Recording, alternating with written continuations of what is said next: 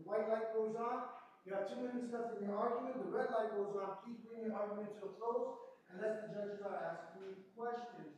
You cannot eat or drink while sitting in the audience. However, you may drink water at the podium. And you may not use any electronic devices while sitting in the audience. However, you may use your electronic device at the podium if it's going to assist you in your argument. A reminder, you must keep your mask on at all times while you're inside the courthouse. If you have that white sticker, you can take off your mask at the podium at the time of argument. When we finish arguing, please put it back on to have a seat. Thank you.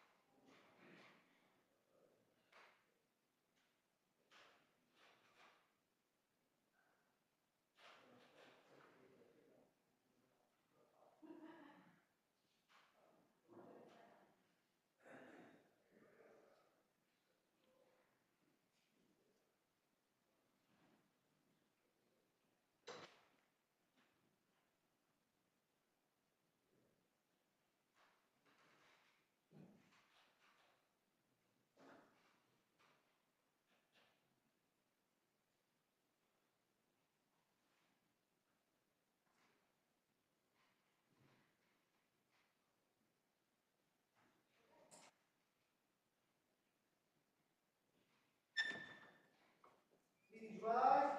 The justices of the Appellate Division, First Department, Supreme Court. Hear, all persons having business with the appellate.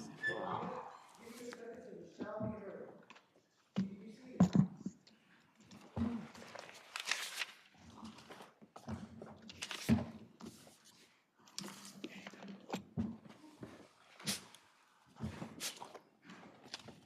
Good afternoon, everyone. Welcome to the Appellate Division, First Department. This afternoon, we have some 7 hours of argument time that has been requested. So please keep that in mind as I call the calendar and ask only for the time that you absolutely need to make your argument. Remember that we have your briefs, we have the record, we are fully familiar with the facts of your case. Okay.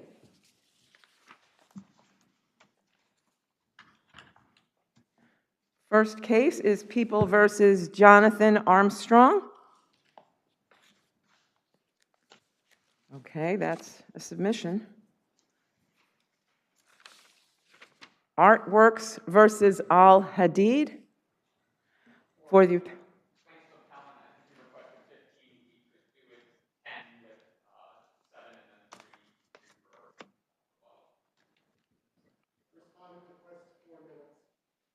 Five and 2 and 4. Thank you. P. Children is a submission. McGinnis versus Waters. Oh. Is the appellant here? Do you wish to submit or argue against yourself?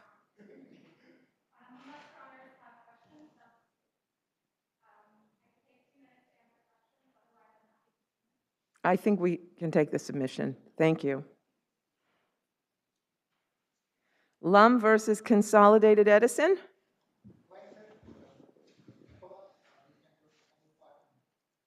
I'm sorry, you said 5 minutes? I usually don't ask, but do you want rebuttal? Okay. 5 and 5, thank you. Guaman versus Nisha.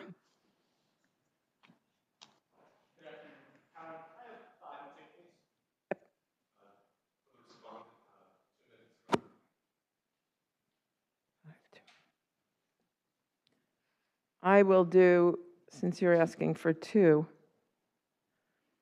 I'll do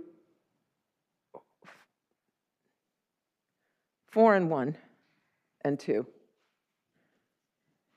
People versus Devontae Fields is submitted. People versus Jeffrey Gregg.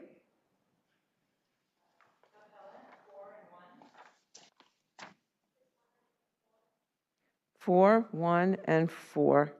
Alvarado versus SC 142 West 24th.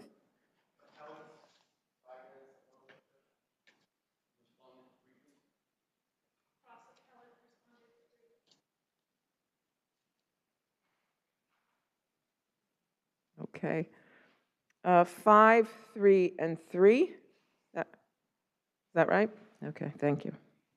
1781 Riverside versus Hidalgo.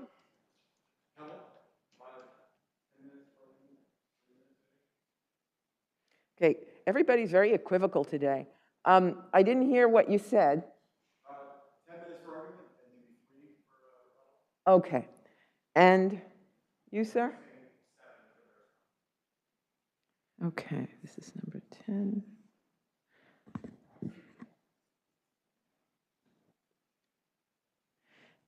I will do 5 and 2 and 5. Thank you. Allen versus the City of New York. Submitted. People versus Eric Manley.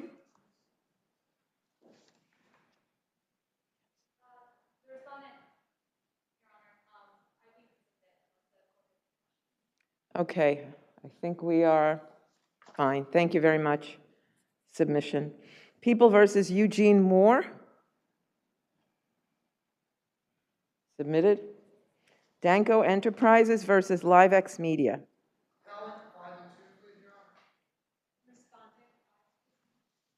5, 2, and 5. 60 Hudson versus Ms. Stour, or sorry if I'm misspelling that. Is there a respondent here?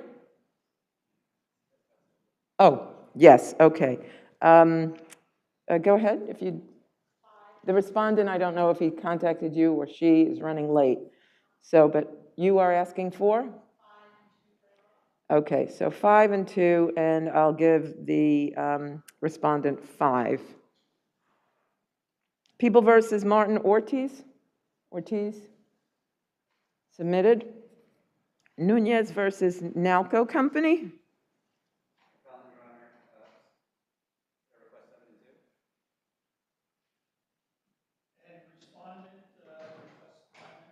I didn't hear you. 10, did you say? 5. 5, 2, and 5. Thank you. People versus Henry Otero. People versus Henry Otero. Submitted. People versus Bharat Rishrup.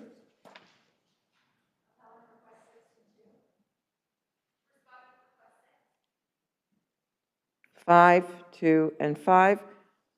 CUCS Housing versus Ames is submitted. Only Properties versus Sylvia Wald is submitted. Hata versus ZBS is submitted. I'm going to go back to Nunez versus Nalco Company.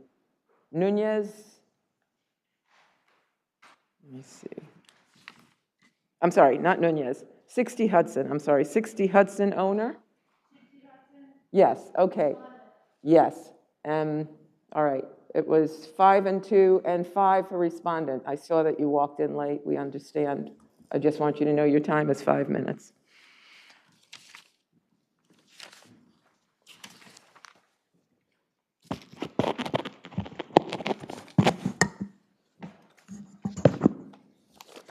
Artworks versus Al Hadid.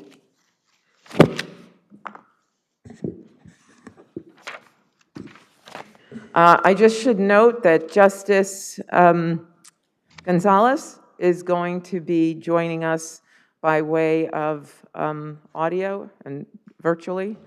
So you can see and you will be able to hear her also if she has any questions. Okay. Thank you, Your Honors. Paul Cassou of Olsoff Cahill Cassou for Plaintiff Appellant Artworks, Inc. Quickly, Your Honors, this is an agreement between 3 parties, but as the court can see, it is ambiguous as to ownership and a continuing right to the sale proceeds in the artwork that is at issue. Counsel, how many times does the agreement say consignment in it? I believe it says 4, Your Honor, but if you'll notice, those terms relate to an exclusive consignment period that the gallery had, not a non-exclusive or not any of the other terms relating to sale proceeds. But you're to- Does anywhere in this agreement, does it refer to any proprietary interest that the artworks would have in this property? There is no reference to anyone's proprietary interest in the property. What there is, though, is a bill of sale reference, and that what that says is that the gallery is entitled to issue bill of sales on behalf of both the artist and graphic studios, the fabricator, and as Black's Law Dictionary defines, a bill of sale is a transfer of title. What has been the course of conduct between the artist and the art gallery? They have had a long-standing course of conduct that needs to be considered. In some instances, works were on consignment. In others, as we've noted, there was funding of artworks by the gallery. This is a specific case where, as we can see, both graphic studio acknowledged an ownership interest transfer to the gallery, and even the artist themselves acceded when the gallery said, we co-own this work. They never challenged that. Wasn't there an explanation about what had to happen if the piece wasn't sold?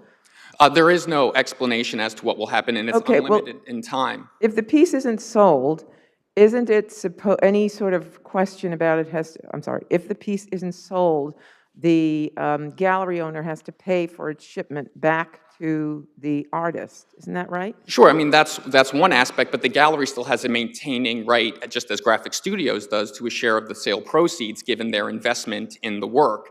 And I will also note that the fact that the respondent sort of writes out Graphic Studios' rights in its brief is telling of the ambiguity here. There were 3 sales that took place after the exclusive term ended, if you look on the record at 56, indicating that this agreement, in accordance with the parties' long-standing relationship, did not just terminate on February 2012. But it also, this agreement itself, with regard to the consignment, also said that it could be extended.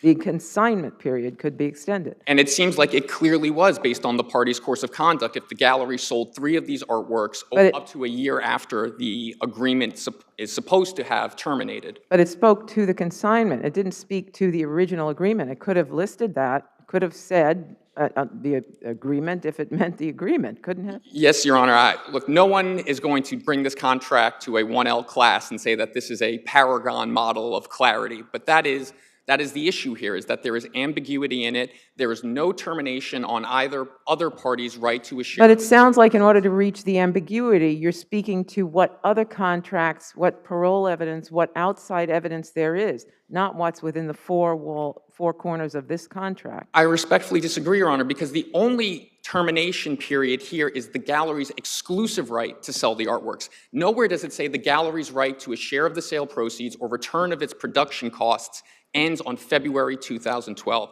And to turn quickly to the settlement agreement, the lower court respectfully erred there. If you read the court's decision, the court concluded that, and I quote, defendant's counsel indicated that defendant would not agree to an informal session and would commence mediation through jams.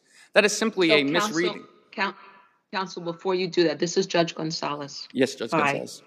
So the agreement terminated in 2012, am I right? No, the agreement did not terminate in 2012. The gallery's exclusive right to sell the artwork is listed in the agreement as ending in 2012, but as we can see from the parties' course of conduct, 3 works were sold after that date. But the written agreement ended in 2012. It was not extended in writing, am I right? Only as to the gallery's exclusive right to sell the artwork. That has nothing to do, and this is the Louis Dreyfus. I guess I'm asking you is whether and how the statute of limitations applies. That's one question. And then the other is different. I'll wait till you answer that one. So the statute of limitations does not apply because so long as the gallery has either an ownership interest or a continuing right to the sale proceeds, the statute of limitations does not start to run until the artist repudiated the agreement, which took place in 2019. And the Louis Dreyfus case is on point for this. In that case, a similar instance, parties with long-standing relationships, one agreement had a termination date, one didn't. The Court of Appeals said you had to look at the parties' course of conduct in dealing to determine how the contract should be be interpreted. Here we have the same thing. We have a single clause saying the gallery has an exclusive right to sell until February 2012. Then we have a bunch of other clauses that talk about both the gallery and the fabricator and their rights to sale proceeds. And there's no reason to think that, for any reason, that the fabricator's intent here, as the respondents argue, would have been that they lose all their rights for all of their work in building these bronze sculptures the minute February 2012 comes around. But we're talking about one sculpture, right? The artist proof number 2, which wasn't sold. Yes, so not all of the sculptures. Well, so my question would be is are you pursuing a novel interpretation of adverse possession? I've had this sculpture in my possession for so long on consignment, and because it's been with me for so long, it's mine. So 2 points there, Your Honor. The first is that with regard to that question, this isn't in the alternative, is if the respondents are saying that this contract terminated in 2012 and all rights to it ended, the fact that the gallery then held itself out as the owner is conversion. And conversion has a 3-year statute of limitations, which under Court of Appeals law, if you are the converter and not a good faith purchaser, there's no demand and refusal. But I also want to say, Your Honor, with regard to your first question, obviously the agreement has to be applied to all 5 artworks equally. It can't just be applied differently to the last artwork. And respondents' argument would be, if you believe it, is that if the gallery had just had bad luck selling these artworks and couldn't sell any of them, that on February 17, 2012, even though the fabricator had a right to 100% of the sale proceeds of that work in consideration for all of its research and development and costs expended, that on February 18th, 100% of the rights would go to the artist could sell the work, keep 100%, and give the fabricator nothing. And I think that is not a representation of what the intent of this agreement was. Thank you. I can't. Okay. Thank you. I can't exactly see the light colors, so I just want to point that out. Okay, I'll let you know. Thanks.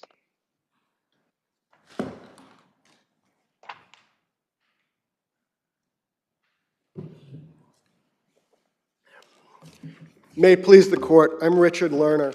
I represent the artist Diana Al-Hadid, who respectfully requests that the decision and order of the Honorable Louis Knock be affirmed. I think by Your Honor's questioning that you're more interested in the consignment agreement rather than the settlement agreement issue. So I will address the consignment issue unless Your Honors have questions about the settlement agreement. In a state of Friedman, a case decided before the statutes at issue, before the statutes which protect artists were enacted, the Second Department was faced with a contract that had sale language and consignment language, and that was an ambiguity. And the court held that there was no sale. It was a pure consignment agreement because there was no monetary payment at the time of the contract for the artworks. And the court held it would be unconscionable to treat it as a sale where there was no actual payment at the time of contract for the artworks, nor was there an agreement to make payment within a reasonable time thereafter. Therefore, notwithstanding the ambiguity in the contract, the court deemed it a consignment agreement. And to address Judge Gonzalez's questions about statute of limitations, the Second Department ordered the return of those artworks 14 years after the gallerist, Egan, had been treating them as his own works. So now we have the statute, and the statute says, notwithstanding any other provision of law, the UCC, a writing to the contrary, a consignment agreement shall be treated as just that, a consignment agreement. And the trustee, the gallerist is a trustee and has fiduciary obligations. And in Sharon versus Stendhal Gallery, those fiduciary obligations led to the conclusion that when the gallery bought the rights of the printer, bought the works from the printer, the gallerist was purchasing those prints for the artist The gallerist was acting as the agent for the artist when he bought the prints from the printer. These were the artist's original works, which were fabricated, if you will, by a printer. The gallerist bought them from the printer with the intention of selling them. But because of the relationship of artist and gallerist, and because of the Arts and Cultural Affairs law, that purchase was deemed to be for the benefit of the artist. And therefore, those rights purchased were purchased for the artists. So, counsel, if I may, your adversary says that his client advanced funds to the artist, your client, and those funds would have included money for studio rent, fabrication costs, etc. And he argues, so what? My client doesn't get any reimbursement for all the expenditures that were made in order to make the artist proof number 2? Yes, that's actually what the Share Court said, that the gallerist is the fiduciary, is in the position to protect its interest and define its interest in the contract. And there, the gallerist lost the right to obtain recovery of fabrication costs, as must the Boesky Gallery here. If there are no further questions, I'll rest on the briefs. Thank you.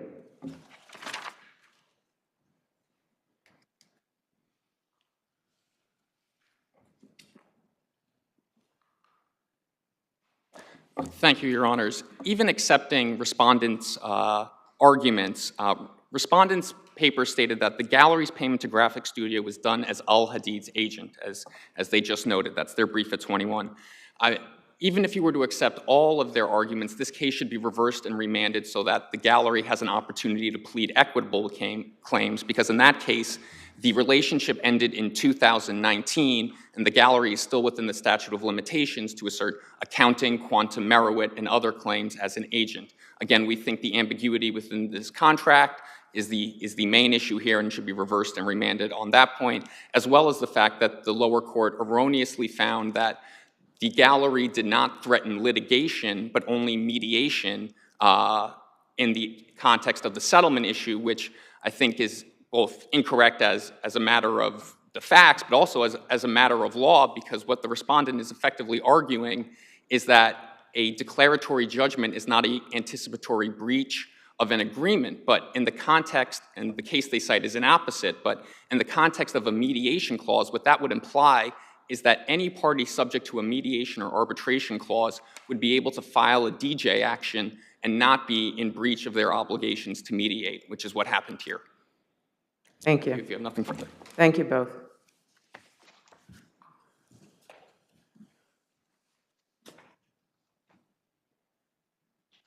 Lum versus Consolidated Edison.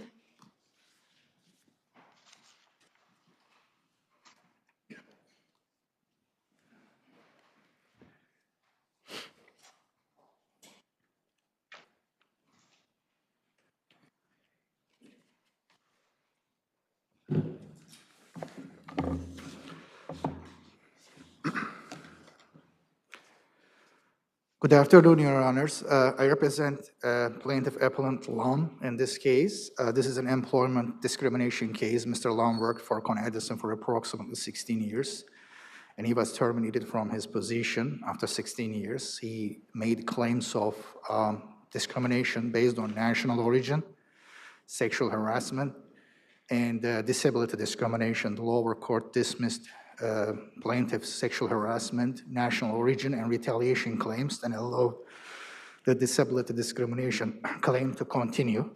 And this is a partial appeal from that decision. Plaintiff's argument is that the court shouldn't have dismissed the plaintiff's national origin discrimination claims because he's a Chinese American, and the comments which were made by his coworker in front of his supervisors, to my knowledge, was outrageous. The comments were that he was asked to open his eyes 3 times a week for a period of 1.5 years. and he was told that that the coworker told him that he pretending to be Chinese American continued mocking his accent for a period of 1.5 years. So it's your argument that those facts that you've just described go to a hostile work environment? That is correct. I don't think the court should have dismissed the plaintiff's hostile work environment claims under New York City Administrative Code and New York State Executive Law, because this is more than trivial inconveniences and petty slights as defined by Williams versus New York State Housing Authority case. In addition, the same paragraph indicates some outrageous comments made concerning plaintiff's genital organ. Every time plaintiff had to report to a test, his coworker said, "You're going to show your little pee-pee" to them again, and that's 3 times a week for a period of 1.5 years. Make sure that you clean your little asshole. If these are not sexual harassment, I don't know what would qualify as sexual harassment. To my knowledge, a man's penis size is very important to them. You're saying that this happened at least 3 times a week for a period Yes, of that's what 3.5 years? That's what the complaint indicates, Your Honor. And that's all within the statute of limitations, starting from May of 2018 until January 2020, and we filed this lawsuit in early January 21, so it falls within the 3 years of statute of limitations. But the lower court did not address these issues and explain why these comments did not constitute hostile work environment. Thank you.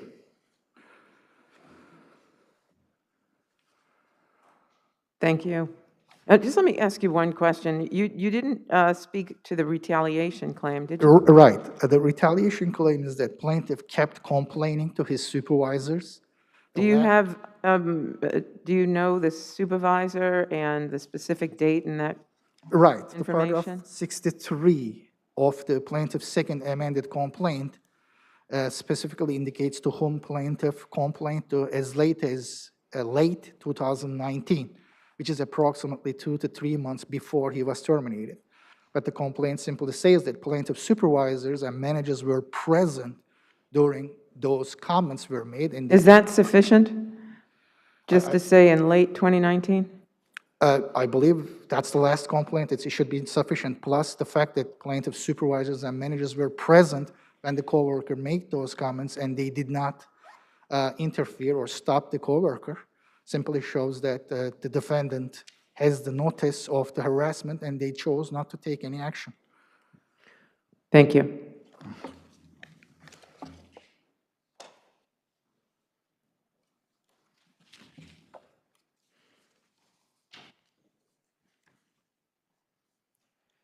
Thank you, Adam Smiley, on behalf of Respondent, Consolidated Edison Company of New York.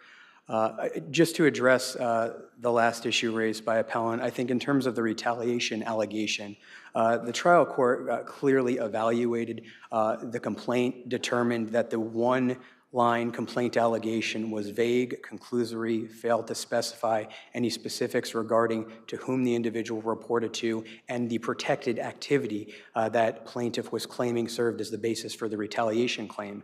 Based on that, the trial court dismissed the allegation, gave plaintiff appellant 30 days to replead, which he failed to do so. We think the second amended complaint as it stands is simply overly conclusatory and fails to provide even the basic elements necessary to sustain a cause of action. Briefly touching upon some of the other allegations, the sexual harassment complaints that Mr. Sekenda spoke to, they were evaluated, they were briefed, they were evaluated by the trial court. They addressed these issues both under a sexual harassment and I think where they were properly more fully developed the national origin discrimination analysis. But the trial court did touch upon these issues and determined they didn't reach the level of a hostile work environment, and we think that should be affirmed. So the city law is much broader than the state law. These comments were repeated. They were specific. He identifies them as specific, identifies the individual, identifies the amount of time he refers to it. Why doesn't that rise to the level satisfactory for the city human rights law? I understand, Your Honor, and to address one point there, I know on a motion to dismiss, we're not supposed to be looking too far into the facts, but on the face of plaintiff's own complaint, it's contradictory.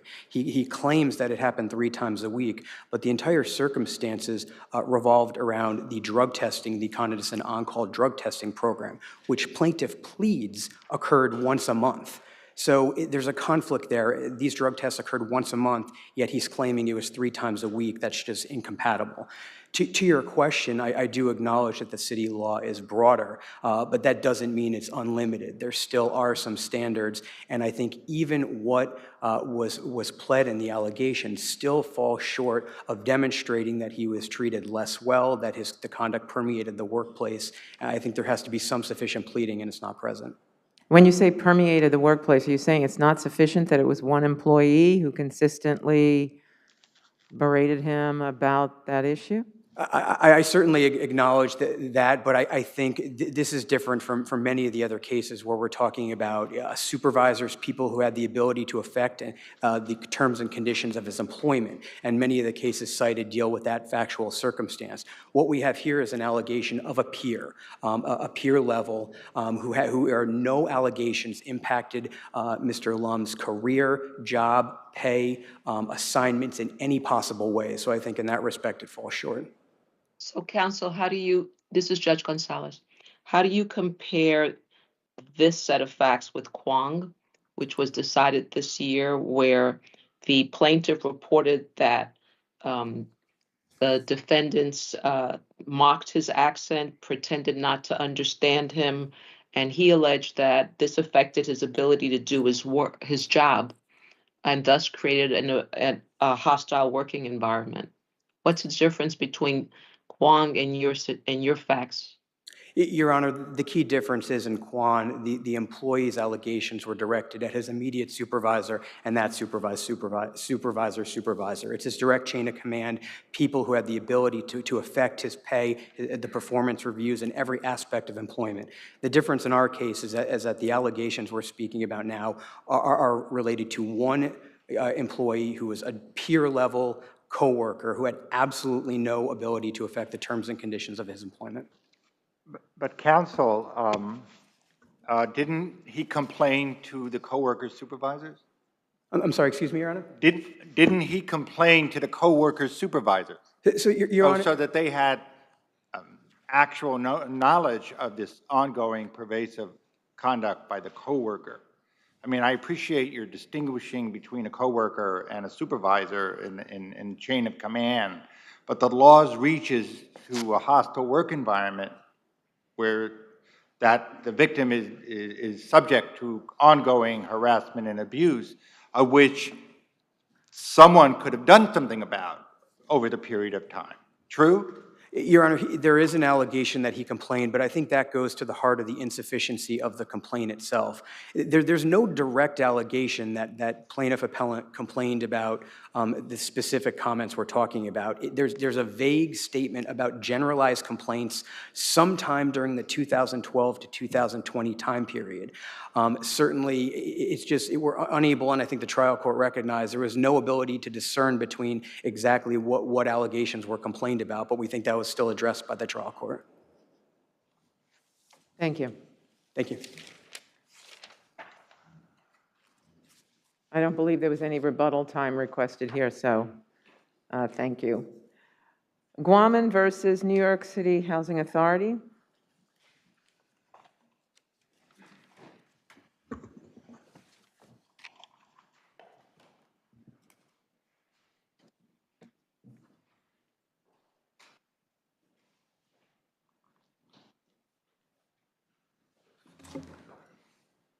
Good afternoon, Your Honors. Greg Friedman for the plaintiff appellant. If possible, I'd like to focus on arguments on appeal about this scaffold plank being loose and the foreman letting plaintiff work without tying off. I understand neither one was specifically made below on summary judgment, but they're both established in the record and they're both determinative. So based on other cases in this department, we argue that they should be considered on appeal. As to the scaffold planks, we have case after case in our brief that if you have an unsecured plank, it slips, it topples over, whatever have you, that's a proximate cause, it's a 240 violation, and there is nothing that defendants could have done about it. And as to the foreman's issue, he was a non-party.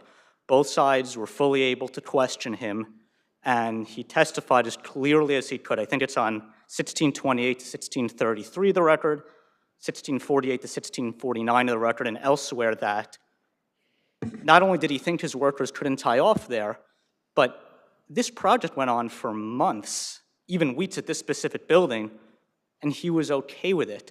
I think his reaction to plaintiff falling was, oh, wow, you fell. But everything you said might be true, but the plaintiff himself in deposition said that he was able to use the 6-foot cord or whatever the length of the smaller cord was to tie off with the first plank, and he would have been able to use it with the second plank, but he thought that that was an easier task to put the second plank down versus the first plank. So doesn't he himself, with his own testimony, create an issue of fact as to whether he was the cause of the accident happening? I don't think so, and this is, I believe, 184 to 186 of the record, where, yes, plaintiff first testifies that for the first plank, he was clipped off, he lays it down. For the second plank, he testifies at first, it's unnecessary, it's not necessary to tie off lane. The second one, because it's safer, now you can walk out on the first plank.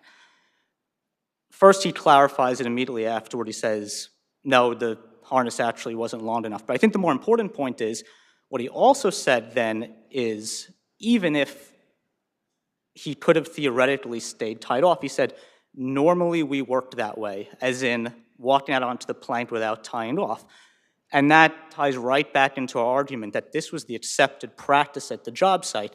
So even if plaintiff thought that he could have tied off, you can't expect him to insist on the proper safety practice. That's just fundamental on 240. If it was accepted to not tie off, he cannot be the sole proximate cause of the accident, and most would be comparative negligence.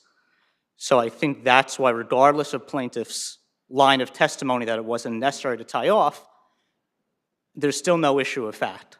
What about the testimony of the owner of the Mr. Araja? Yes. Right, so Where he says that we give them 2 lines and they're expected to tie off all the time. That's what we expect them to do. right, he gave generalized testimony about broad safety instructions. We don't know when they were given. We know that he was extremely hands-off when it came to the day-to-day management of the site, and he testified, it's 263 of the record. Who supervised plaintiff? Was it only the foreman? He said, yes. Plaintiff is supervised directly by the foreman, and we already know what the foreman, Manuel, said about all of this. We also know the owner had no involvement in post-accident investigations. He had a photo right in front of him of plaintiff with the harness post-accident. Never identified this lanyard, and I think there's a second point here where, I see my time's up, so I'll be quick about this. Nowhere did the defendant show that this supposed long retractable line actually would have been safe. In fact, one of the witnesses testified, I think verbatim, about an incident report post-accident that said, we have concerns it would be just as dangerous to tie off this way because if a worker does fall, they're going to bounce back up from it. So for those reasons, there are no issues of fact. Thank you. Thank you.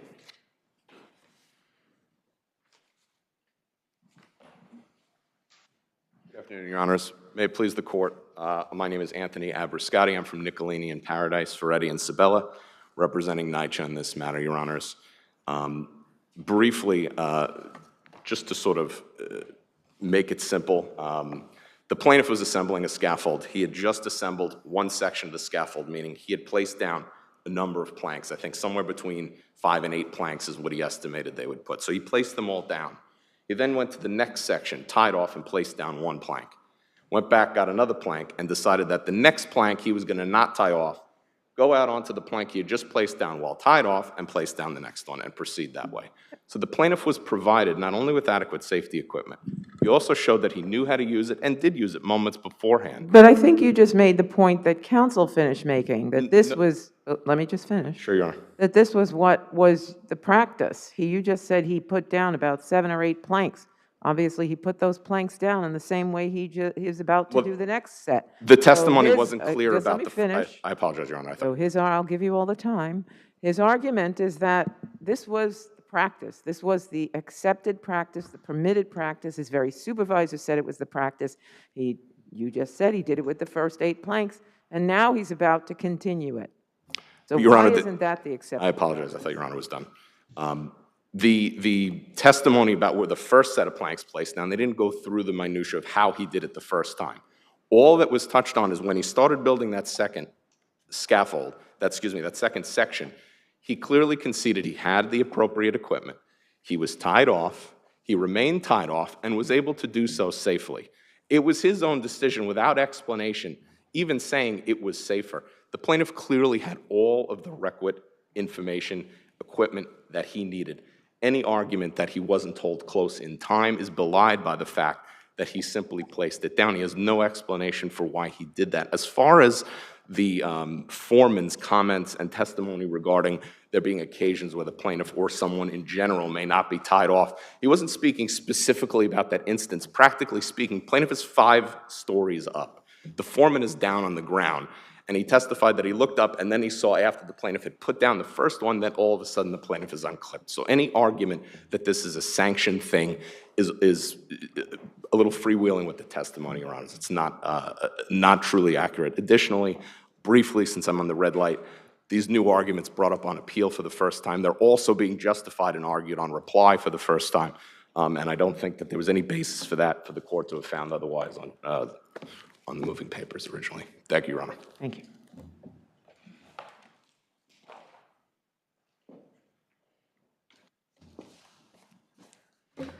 I know you only have a minute here. Counsel, if I may. So Walter Conan stated as in his capacity as a defendant's professional engineer that the plaintiff was supplied with adequate safety equipment. Did anybody ever provide an expert opinion to the contrary? Plaintiff didn't submit an expert opinion, but I think we explained in our brief that all defendant's expert did was read the testimony and parrot defendant's own arguments. There was no inspection done, absolutely nothing. Like we said, had they not submitted this expert affidavit, their evidence would be exactly the same. And what the expert didn't address, something he couldn't address, was that what precipitated this accident was a loose scaffolding plank. It was a proximate cause of the accident. We cite at least a handful of cases in our brief, Kehoe, Mora, Cristo, Ray, where they all say that where that's a contributing cause of the accident, anything that the plaintiff did, including not tying off, is just comparative negligence. So their expert couldn't raise an issue of fact, and it's just something defendants can't get around. I'm out of time again, so very last point quickly. We all know this from the case law. The supervisor doesn't have to explicitly say, okay, go ahead, don't tie off. It can be tacit, and if that's how work is done at the project, which it was here, that's enough to foreclose any sole proximate cause defense. Thank you. Thank you, Your Honors.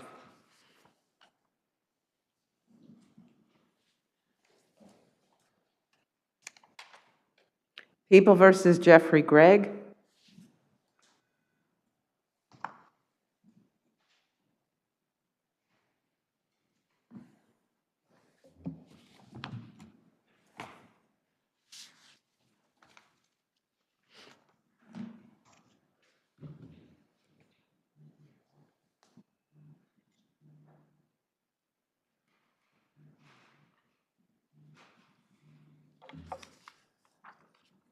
You may begin. Good afternoon. Cameron Johnston with the Office of the Appellate Defender for Mr. Jeffrey Gregg. Mr. Gregg was tethered to childhood trauma that paved the way for his cycling in and out of the drug world when he sustained the current convictions. This court should exercise its broad plenary power to reduce Mr. Gregg's sentence in the interest of justice for several reasons. First, research confirms that pediatric bereavement increases vulnerability to later negative life events. By the age of 17, Mr. Gregg was an orphan. Both of his parents died from serious health issues during the most formative and impressionable years of his life. This dysfunction of losing both parents were circumstances that helped open the door to negative life choices and harmful coping mechanisms. And while his background is in no way an excuse, it is helpful in understanding Mr. Gregg's past, which cannot be disconnected from his offending behavior. And it's this childhood trauma that it is mitigating. Additionally, Mr. Gregg has a family. Mr. Gregg has a fiance and a young son. Academic research has confirmed that those that maintain family relationships while incarcerated are more likely to find a job upon release and less likely to engage in illicit activity. That might be true, but unfortunately, it didn't help Mr. Gregg prior to the incident, as I think he was homeless for some time, maybe 2 years before the incident, and then also was unemployed at the time he committed the offense. So I imagine he had his family then? Yes, Your Honor, he certainly did have his family. At that time, Mr. Gregg's son was 6 years old. However, now he is on the cusp of adolescence. Given Mr. Gregg's own troubled childhood, growing up without the guidance of his parents, he is committed to being with his son and supporting his son as much as he can, which is now why we're here asking for a very modest reduction of 1 year to Mr. Gregg's aggregate sentence. This would reduce the term to 6 to 9 years. And in any event, Mr. Gregg will be subject to 5 years of post-release supervision. So he will be supervised in the community, and he will also get the support that he needs. Seeing that there are no further questions, we ask that this court reduce Mr. Gregg's sentence in the interest of justice. Thank you. Thank you.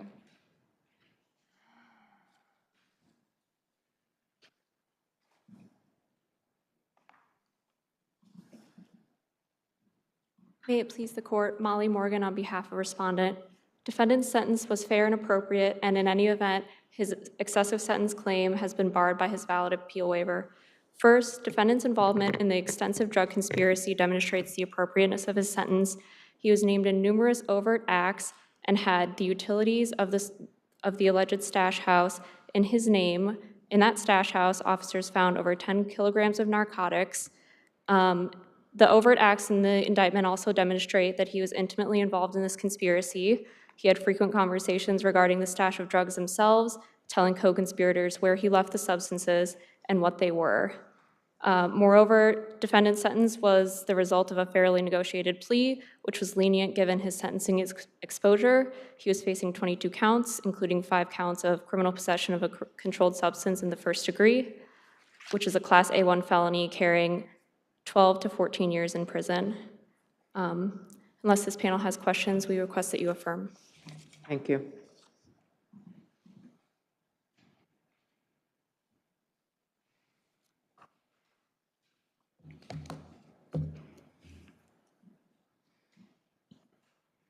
I'd like to briefly discuss 2 issues, Your Honors. Make one of them the waiver. Yes, Your Honor. I'll address that first. The appeal waiver is unequivocally invalid.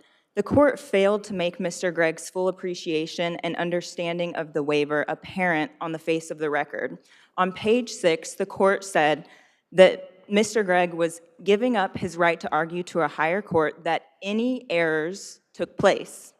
The court asked Mr. Gregg if he understood his appellate rights a single time, and that was only immediately after inaccurately explaining Mr. Gregg's rights.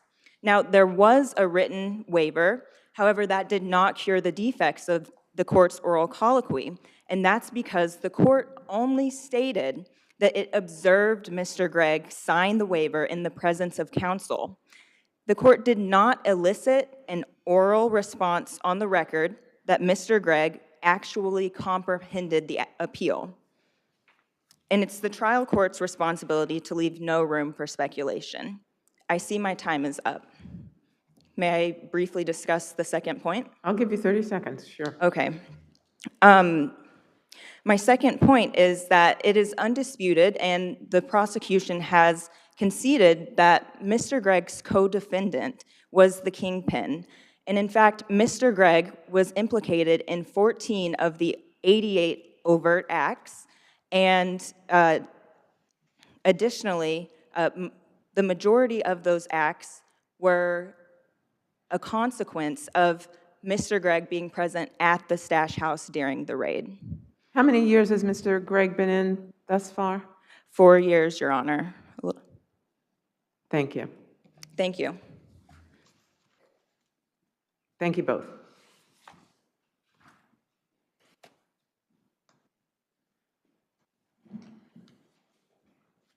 Alvarado versus SC 142 West 24th Street.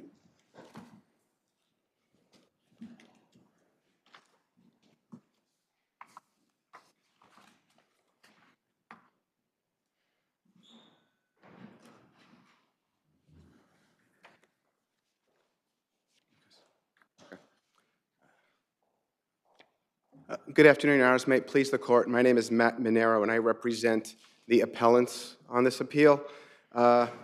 Simply put, Your Honors, the Supreme Court's granting of summary judgment to plaintiff on his Labor Law 241-6 claim is incorrect both on the facts and the law. What the Court should have done, the Court should have dismissed that claim as well as all of plaintiff's claims as a matter of law based on the facts.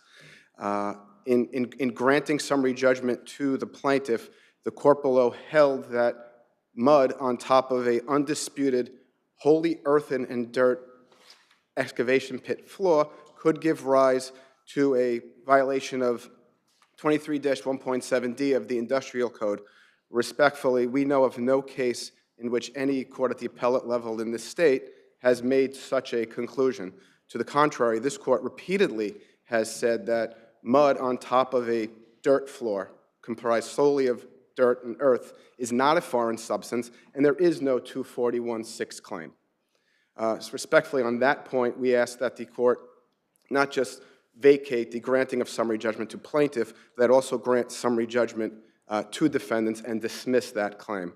With respect to plaintiff's Section 200 of the labor law and common law negligence claim, the court below did not necessarily address it. Had it addressed it and should have addressed it, it should have dismissed that claim because it's clear from plaintiff's own testimony that the only people who supervised him were his supervisors at his employer, Sky Materials.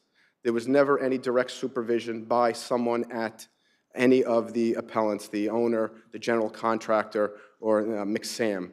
And furthermore, it's undisputed in the record that the only entity that was responsible for work being performed that day was Sky Materials, his employer. It was solely their call. That is undisputed in the record. In fact, no one from Sky Materials actually testified at a deposition in this case, and there's no affidavit from anybody from that entity. With respect to McSam, the court said that we didn't prove a prima facie case as to why they should not be in this case. Again, we respectfully disagree. The documents in the case, including the statements of material facts, undisputedly do not include McSam as either the owner or general contractor. Those are indisputably my other clients, SC 142 West and OmniBuild. Also, there is absolutely no evidence that McSam had anything to do with this project. Therefore, all of the claims against them should have been dismissed as a matter of law. Finally, with respect to our claims against the third-party defendant plaintiff's employer, we believe we are entitled to contractual indemnity only if this court leaves in any of the claims against our clients. We don't believe that there are any claims that should survive this appeal, but if there are, we believe that we should be granted Is there any question that the contract, the subcontract was accurate and that it was the only subcontract in question? I believe there was some discussion about there being 2 subcontracts, but in reality, what there was first an agreement to agree, and that agreement specifically said that once the actual contract is signed, the terms of that agreement become null and void. It's undisputed that the terms of the actual subcontract were, the actual subcontract was executed well before this incident occurred. The only contract was that subcontract between OmniBuild and Sky Materials, and indisputably that document has one section, Section 12, which is an indemnification provision, which would provide for contractual indemnity if any of the claims in this case by plaintiff survive. So there's a fully executed subcontract, and Correct, Your that's... Honor. Well, I can't explain why the court found that there was some kind of disagreement or ambiguity as to whether or not there was a contract. It was undisputed by the parties that the agreement that plaintiff had put in their motion for summary judgment was, in fact, the agreement between the parties. The court itself raised it over no argument from any of the parties, and I don't believe there's, even on this appeal, there's any argument that that is, in fact, the agreement between OmniBuild and Sky Materials. Thank you. Thank you. I'm just going to sit back there. Is that okay? Sit here? Because Yes, yes.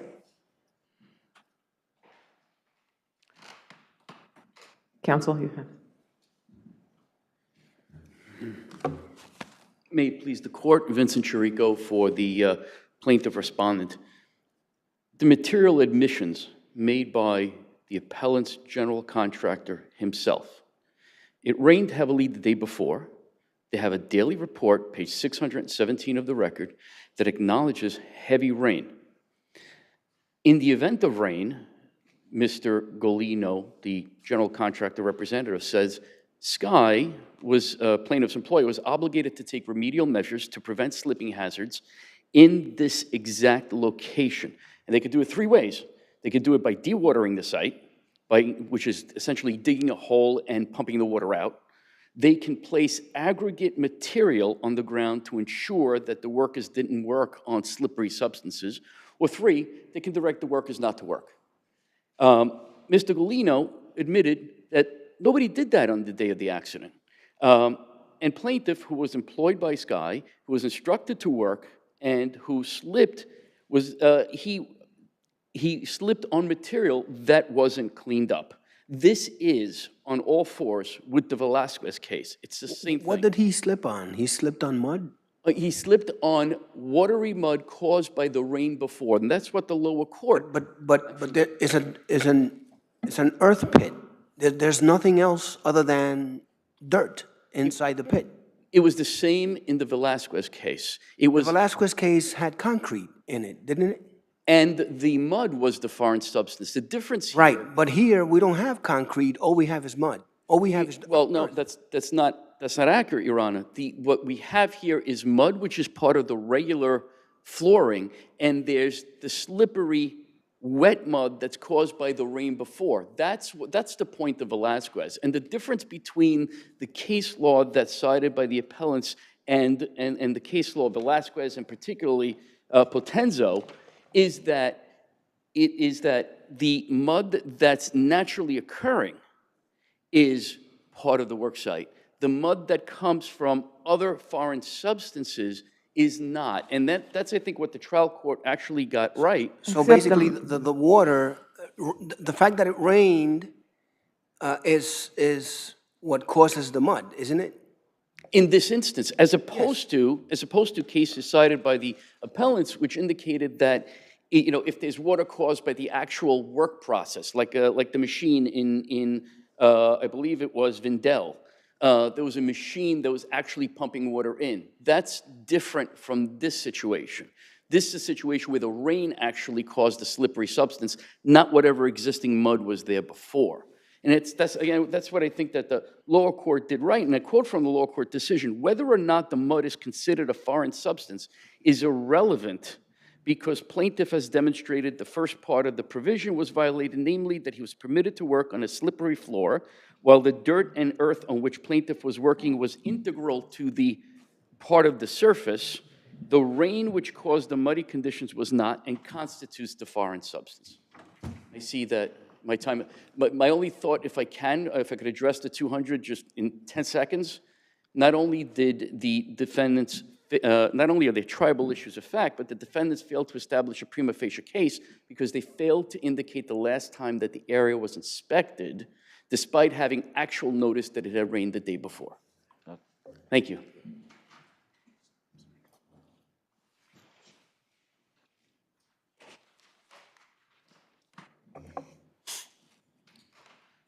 Good afternoon, Your Honors. May it please the Court. Maureen Hyatt from Fuchs Rosenzweig for Sky Materials. We wholly join in the application of OmniBuild with regards to the provisions of 241.6 and the fact that the industrial code has not been violated by the facts that have been shown to this Court. Your Honor has been very astute in noticing that Velasquez involved a concrete floor and mud on top of that floor. We have case after case that says an earthen pit or an excavation pit does not constitute a floor or a walkway under the industrial code, and therefore is not implicated, whether or not there was water present. When the floor itself is mud, the industrial code is not violated, and that is clear through the decisions of Vindel and Mitchell, which are identical to the facts at hand. The fact that it was coming from a water pump at the site, or whether it's rain from the earth, I think is irrelevant to the point that mud is mud. You're working in an excavation pit, which is not considered a floor or a walkway under 23-1.78. Just to briefly address the contractual indemnification argument, that is moot if your honors agree that the case should be dismissed, but in the event that your honors find a question of fact in that regard, we believe contractual indemnification is premature at this point, as there's been no evidence of negligence on the part of Sky Materials, which we believe would trigger the contractual indemnification clause. One question. Sure. There's no dispute that the contract that was annexed to the motion was the contract, the subcontract between Sky and the general contractor. Correct. Okay. Thank you, Your Honors. Thank you.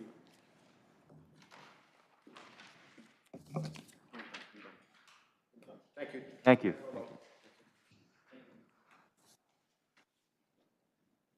Okay.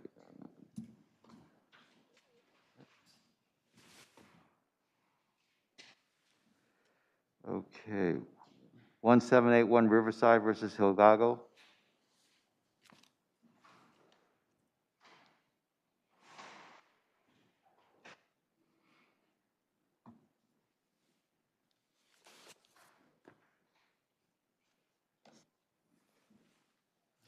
Okay. May proceed. Good afternoon, Your Honors. Miles Altrax, Drain Schwartz, Drain Pembersaker Lippman for plaintiff appellant. So this is a breach of contract claim in which the appellant moved to amend the complaint to add a claim of quantum merit and unjust enrichment. The appellant's requesting that this court overturn the decision of the Supreme Court denying that motion, basically on 3 points. The first being that the appellant's proposed amendments are neither palpably insufficient or patently devoid of merit. The appellant is entitled to recover the reasonable value of the housing and services provided to the respondent over the past 5 years. Respondent has been unjustly enriched by living in the apartment, not paying any rent for 5 years. Wasn't an obligation on the part of the landlord to actually offer a renewal lease based on the last stipulation that you had with the tenant in resolving a prior matter? Yes, it was, but and isn't it clear that while you came into court with seeking an equitable remedy, you just consistently refused to do your part in offering a renewal lease? And would you agree that if you had the tenant sign a renewal lease, arguendo at $1,300 plus the guideline increases, or assuming you managed to bridge the gap from the last regulated rent, because the record here is so unclear about how this apartment got, market rent or negotiated, based on the way it was. But wouldn't that have generated the rent that you say you need? if you had done what you did? It would have, but that simple fact doesn't preclude the appellant's right to claim quantum merit and unjust enrichment. In fact, this court, Judge Gonzalez of this court, in 2012 ruled that a landlord's failure to provide a lease does not constitute a waiver of rent.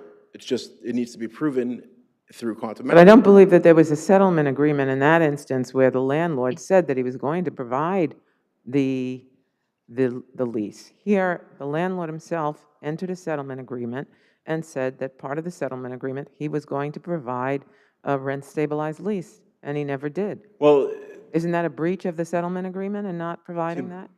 To be more specific, the settlement agreed that the apartment is rent stabilized. It never agreed to specifically provide a lease. Obviously, an implied part of an apartment being rent stabilized is that. Aren't you supposed to provide a lease in a rent-stabilized apartment? Isn't that the law? Yes, but the law also is that a tenant is not obligated to simply live in an apartment rent-free. You're right, but the lease term had ended, and then the new lease was never provided. So had a lease been provided, the rent would have continued based on that lease, wouldn't it? That is correct, but that is not necessarily relevant to the fact that appellant's claim is for unjust enrichment. It's not based on a lease. Yes, there was no lease in effect, and there has been no lease offered, but that doesn't. I'm not sure if anybody asked the question yet about good faith. So not providing a lease doesn't necessarily mean that the appellant didn't provide the services rendered in good faith. Okay, you're asking to proceed under the theory of good faith and equitable relief under, I'm sorry, not under the theory of good faith, under quantum merit, equitable relief. And the basis of that is that you have to have made a good faith effort.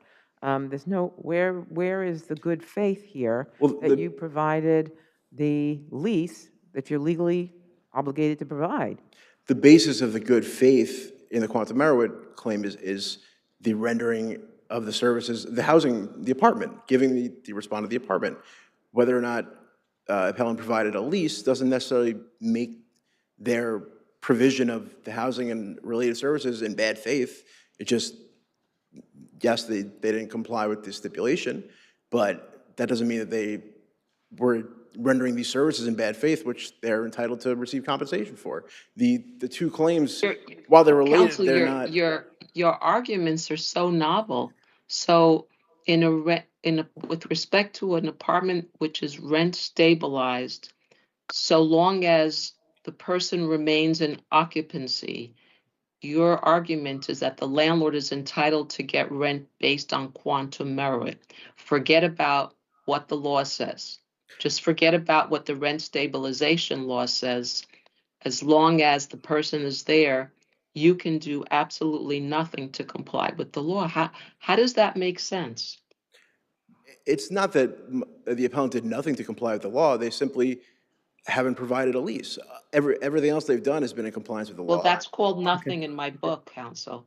And particularly where you have a stipulation that acknowledges that the apartment is rent stabilized. Well, I understand that the Rent Stabilization Code requires the provision of a lease. It is very well settled that allowing a tenant to live in an apartment rent-free for a course of over 5 years is not, it's against all considerations of equity and fair dealing, regardless of the fact that the landlord may break the law and not provide a rent-stabilized lease and deliberately avoid that. I'll let you respond on rebuttal. It is my position that. I'll let you respond on rebuttal. Okay. Counsel?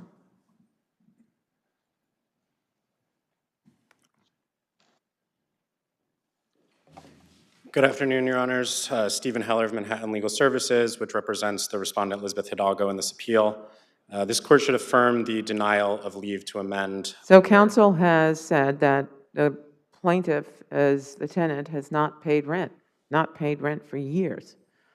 That's correct, Your Honor. How does a tenant live in an apartment and not pay rent? Under the limited circumstances, the very specific factual scenario here, that is the consequence of the landlord's wrongful and illicit conduct, as your honors have recognized. Ms. Hidalgo brought a counterclaim in an eviction proceeding in order to preserve her rent-stabilized home. She was successful in that judicial proceeding in reaching a settlement, finding that her apartment was rent-stabilized. That was now in January 2018, and ever since that date, the landlord has taken absolutely no action to effectuate that settlement, register the apartment with DHCR, comply with the rent stabilization law, afford the respondent her rights under the rent stabilization law and code, and offer her the rent stabilized lease that she's been clearly and indisputably entitled to for over 4 years. I would direct this court to Haberman versus Singer, binding authority that the Supreme Court not only had the discretion to follow, but was required to follow in the court below, in which the court said that all the landlord needed to do there was simply comply with the law, and they presumably would have received 100% of the legal regulated rent to which they would have been entitled. In that case, the tenant was able to walk away from over $70,000 in claimed use and occupancy. The So court's here's reason. a question. Here's a question. Is your client a month-to-month tenant simply because a renewal lease wasn't offered? Because I believe that's what your adversary is arguing in essence.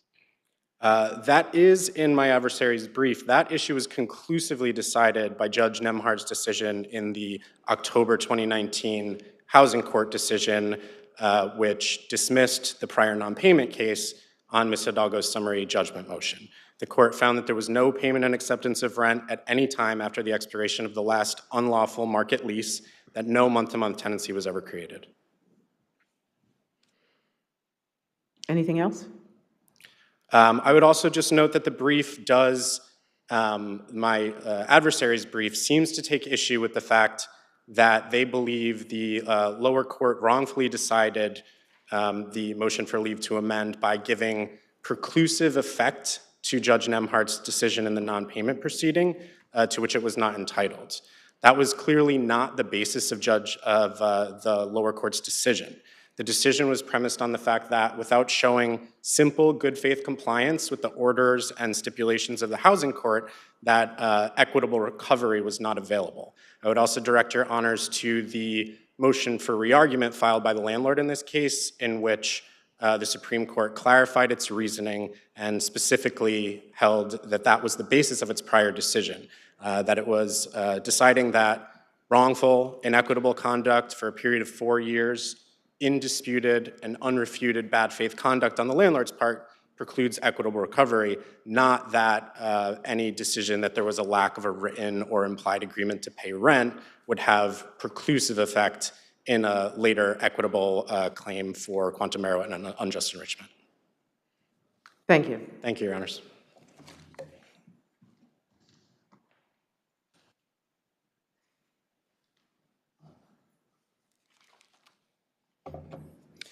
So just a few points. In regards to Haberman versus Singer, the main difference in that case and in this case is that in Haberman, for a period of 13 years, the landlord refused to accept the tenant's rent checks. So the tenant had attempted to pay rent over the course of 13 years, and the landlord refused to accept it. Here, the tenant has never once made an effort to pay rent. In the past 5.5 years, 67 months to be exact, there have been 3 payments totaling $3,900, while $87,100 in rent has become due. It's clearly wrongful and inequitable for the tenant to have, which they acknowledge in their brief, that the tenant says that if she had received a lease, she would be immediately obligated to pay rent. So here, it's wrongful and inequitable of the tenant to... You know, I just have to ask a question. I didn't see anything in this record here that the landlord put forth saying, or any explanation why he never gave her the rent-stabilized lease. So I believe it's... That's a simple question. I mean, I kept reading, I'm looking at the record and reading all the briefs and just kept asking myself, why didn't you just give him the lease? I believe my brief states that there's a disagreement between the parties as to what the amount of rent should be. Well, there's remedies for that. You go back to court for that. I mean, you just give her give her the lease that's under the... I just couldn't understand. I mean, there was no explanation. I mean... Since when do you need the tenant's approval on what the lease will be after there has been an agreement that a rent-stabilized lease has to be presented. Isn't that something The tenant would have to sign that lease. It I'm wouldn't- not finished. Sorry. Isn't that something DHCR could help a landlord figure out what the legal rent is on a rent-stabilized apartment, and then you present the lease to the tenant? Yes, that is true. DHCR would be helpful in this situation. That would make you in compliance, the landlord in compliance with the agreement. And theoretically, the landlord could And a have. basis for asking, other than quantum merit, for the tenant to abide by the agreement. Well, even if the landlord had offered a lease in 2019 or 2020, the period of time where there was no lease in effect would still have to be subject to quantum merit and unjust enrichment. But the landlord would be in compliance at that point. Thank you.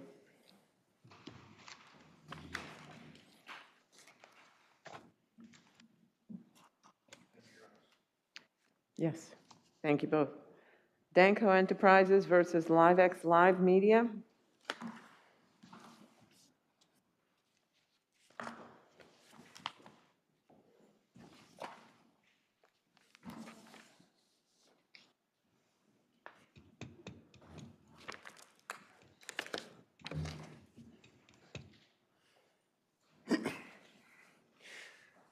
Good afternoon. If it pleases the court, Stephen Iser for the defendant's appellants. The decision of the trial court, the part of the decision of the trial court dismissing respondents' fraudulent inducement claims should be reversed. These claims stem from a subscription agreement pursuant to which the respondents invested $1.25 million in Live by Live Media, Inc. in exchange for 250,000 shares of stock, and subsequently an asset purchase agreement in May of 2017 in which respondent Want Tickets sold all of its assets to Live by Live Media in exchange for 2 million shares of Live by Live Media stock. Plaintiffs claims that there were misrepresentations made which fraudulently induced them to enter into Let me ask you this question, counsel. Thank you. Let's assume that the subscription agreement and the asset purchase agreement, the language in there was not sufficient to prevent or preclude these fraudulent inducement claims or fraud claims. But at bottom, I mean, I read the transcript. Your position to the court below is, wait a second, even putting that all aside, they haven't proven their out-of-pocket damages. There's no evidence here.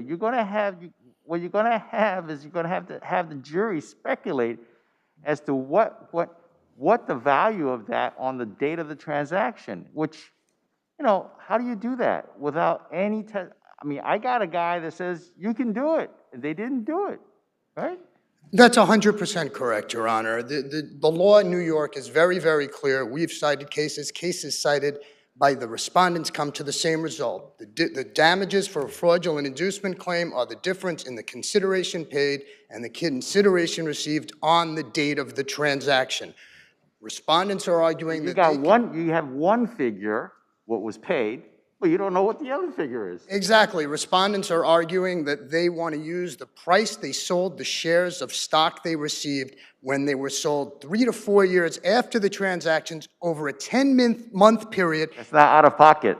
Wildly varying prices. That is to compensate what you allegedly would have lost as a result of the fraud. It is lost profits, which is not out of pocket. I couldn't help but think, or at least guessed in my mind, that the reason maybe they don't have that dollar figure or that figure is because they wouldn't have been able to show any out-of-pocket loss. I think that may be correct, Your Honor. That's the only thing that came to mind. Maybe they did it, and they're like, oh, we didn't take a loss here.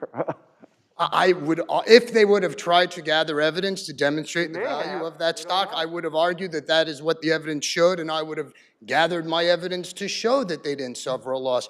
But now there is nothing for the jury to consider to come to the amount of alleged damages they suffer. It's wild speculation. It doesn't even account for shares that they gave away, which are hundreds of thousands of shares. There's absolutely no evidence. And in response to the motion, respondents did not come forward and say, no, here's evidence that shows the value of those shares on the date of the transaction. They're just arguing that they can use the stock sales that took place 3 to 4 years after these agreements that occurred over 10 months between $2 and change a share and $5 a change of share, and somehow that's not. I think even Mr. Schneier indicated in his, I'm not sure if I have his name proper, but in his deposition, that he couldn't tell what the valuation was. I think he said, I couldn't tell you, you have to ask someone who does valuations for a living. But no one who does valuations for a living was asked to do the valuations. That's correct, Your Honor. Evidently, respondents are relying on their share prices, and I agree. I think that ultimately they wouldn't be able to show damages, but we don't have to get there because they didn't go that route. They had their chances at discovery, and anything else? Unless the court has more questions, I'm happy to waive my time and reserve for rebuttal. Okay.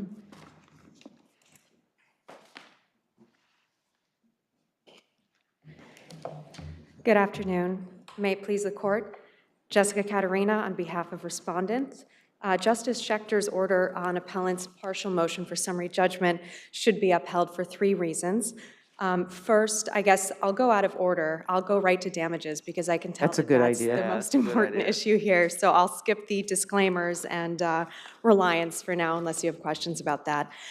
With respect to damages, at the motion for summary judgment stage, what we argued to Justice Schechter was that, in our view, damages could be calculated by, as my adversary just pointed out, by taking the value of the shares at the time that they were sold and discounting them to present value. This would, of course, require at trial an expert to come and present the valuation. In fact, why couldn't you just get an expert to tell you at the time of the transaction what the value was worth, what the figure was? Because I know I read the transcript here. The attorney was arguing to the court saying, well, it was a restricted stock. We couldn't do anything with it. There was no market for it. Experts will say anything you want if we pay them for it, and they can come up with a valuation. Or was it because the expert did do it and found a valuation that would prove that you had no out-of-pocket damages? So actually, Your Honor, we had a pre-trial hearing before Justice Schechter recently, and one of the things that she asked us to provide in advance was a supplemental briefing doing exactly that. She agreed that there was a way in which we could calculate damages. She agreed with us that it was okay to show under this court's problem with that rulings. is I don't have that in this record. I'm stuck with the record I had that before Justice Schechter, at the time you made the motion, the summary judgment motion came down, there was nothing before her, right? Well, what was before Justice Schechter were all of the records of the trades that were made later, all of the records of sales that were made later. I'm talking about out-of-pocket, the definition of out-of-pocket damages. At the time of the transaction, do you have anything in the record before us that showed us what the dollar figure was?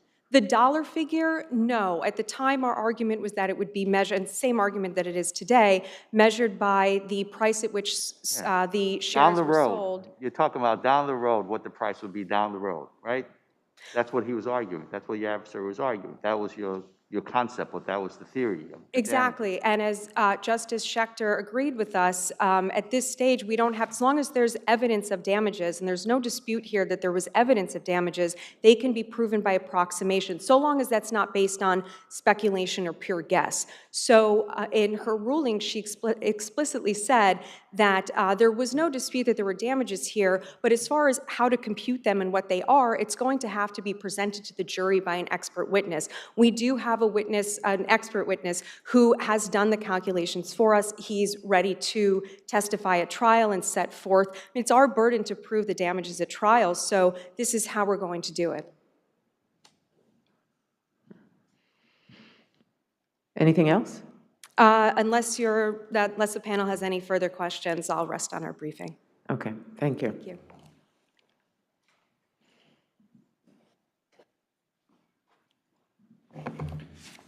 What's your response to what she said about how, after the fact now, at a pre-trial hearing, that they've got all this evidence now? Well, no. That's not in this record. I don't have it in the record. That's actually not what she said. I believe what she said or what happened is, yes, at the pretrial conference, based on Justice Schechter's denial of the motion for summary judgment, There was discussion concerning discounting present value. There was no ruling on that, frankly. But the plaintiff submitted a pretrial brief on that. There was no decision. There was discussion, but that's based on Justice Schechter's ruling, which denied the motion for summary judgment. I'm here to argue that that decision should be reversed, and the jury shouldn't go to that. And Justice Schechter, it's not in the record. We shouldn't even be talking about the pretrial conference, but well, in any case, that evidence that's come to, in terms of what the expert will be testifying to, is still based on something that's going to happen down the road, and then bringing it back to the transaction date. I mean, that's the same problem you had. I believe Respondent's counsel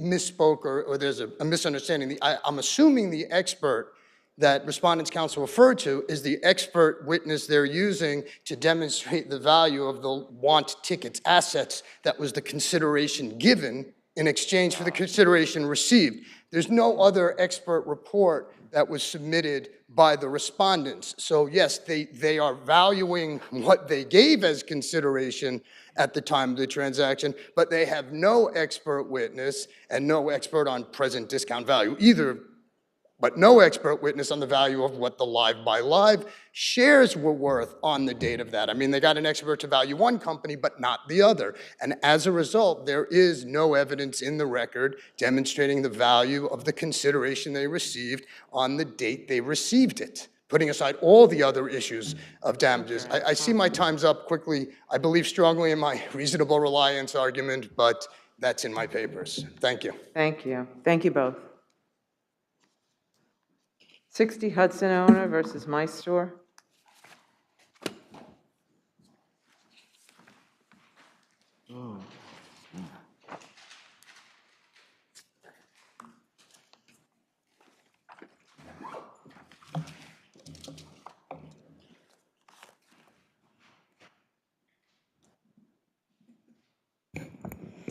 Good afternoon. May it please the court. Shari Laskowitz on behalf of Appellant 60 Hudson Owner, LLC. The crux of this appeal deals with a Restrictive covenant. I'm sorry? A restrictive covenant? Yes, it was a restrictive, well, it was not meant to be a restrictive covenant in So this. how did it make it into this agreement without any kind of limits on it? It talks about New York is what it says, right? Yes. The purpose was there were representations that were made during the negotiations that the guarantor and the entity had no money. They were going to have to dip into college funds in order to pay the landlord what was due and owing. Who suggested this covenant? The landlord. The landlord suggested it because the landlord did not want to waive a significant amount of rent that was already due, plus release a tenant from the balance of a lease term, only for a tenant to turn around and open up another store elsewhere in New York and start paying another landlord money. I understand. But what do we do with a covenant that has no limits, that could be from, around the corner to Niagara Falls? It doesn't, it just says New York, I believe. It does say New York. It was New York State. Yeah. So how do we get around? Well, if the appellant, if the tenant wanted to open up a store, she was more than welcome to come back into her space and No matter where it was, even if she wanted to open it up in Niagara Falls, where there really is no competition with this. It's not so much landlord? about, it's not about the competition with the landlord. It's about the tenant paying rent to another landlord while being relieved of obligations from a lease that she was already obligated under. And she meaning Well, there wasn't any preclusion of her trying to sell her goods. there was So- very limited, the representations were that there were a certain number of shoes that this was a shoe. Right. So my point, let me just move it along. What I'm trying to get at is the landlord could have said, you can, you owe $18,000 or whatever it was that wasn't paid. You can give me installments over the next 2 years, spread it out more so that she could have afforded after she sold some shoes to pay. Instead, he says, you just can't open a store anywhere in New York State. That's not reasonable, is it? Are the limits there reasonable? And doesn't there have to be some reasonableness involved in a restrictive covenant? Well, Or involved in a covenant? Well, I believe that that's twofold. I don't think it was unreasonable. The point was that the landlord wanted to ensure that it received its rent. These were numbers, the discounted amounts, I believe, were introduced or offered by the tenant, not the landlord, along with a story about how there was no money and there was no business and she just had to sell off her inventory, which we made provision for short-term leases or licenses, pop-ups, online sales, and the like. She wasn't prohibited from selling. She was prohibited from entering into another lease and paying rent to another landlord while receiving the benefit of being relieved from the rent under a lease that she already had. If I'm not mistaken, it wasn't, they didn't enter into leases, it was license agreements, if I'm not mistaken, for 30-day period. The problem is if you view them in the aggregate, they sort of exceed the 30-day limitation. Am I correct? That is correct. They were licensed. So hypothetically, if they entered into a license agreement for 30 days, and then as opposed to having them dated close together with successive periods, but just renewed it like a month-to-month license agreement, you would agree that wouldn't really run afoul of the agreement you had with them? I'm not sure I would say that, but that's not the situation that we have here. They entered into 2 license agreements on the same date for 29 days each. Subsequently, entered into 3 further license agreements for 29 days on the same date. No, I understand that, but I'm just raising a different hypothetical. I know it's not here, but let's say they did 29 days, because I've been thinking about this, and just renewed it every 29 days, that license agreement, to hopefully reduce their inventory, which is what your scope was, because you allowed them to do all these different steps to get rid of the 400 pairs of shoes, correct? Yes. I would say that that would probably run afoul of the spirit of the agreement, the consecutive renewals of 29-day licenses. But since that's not the case here. Anything else? Thank you. Thank you. Okay.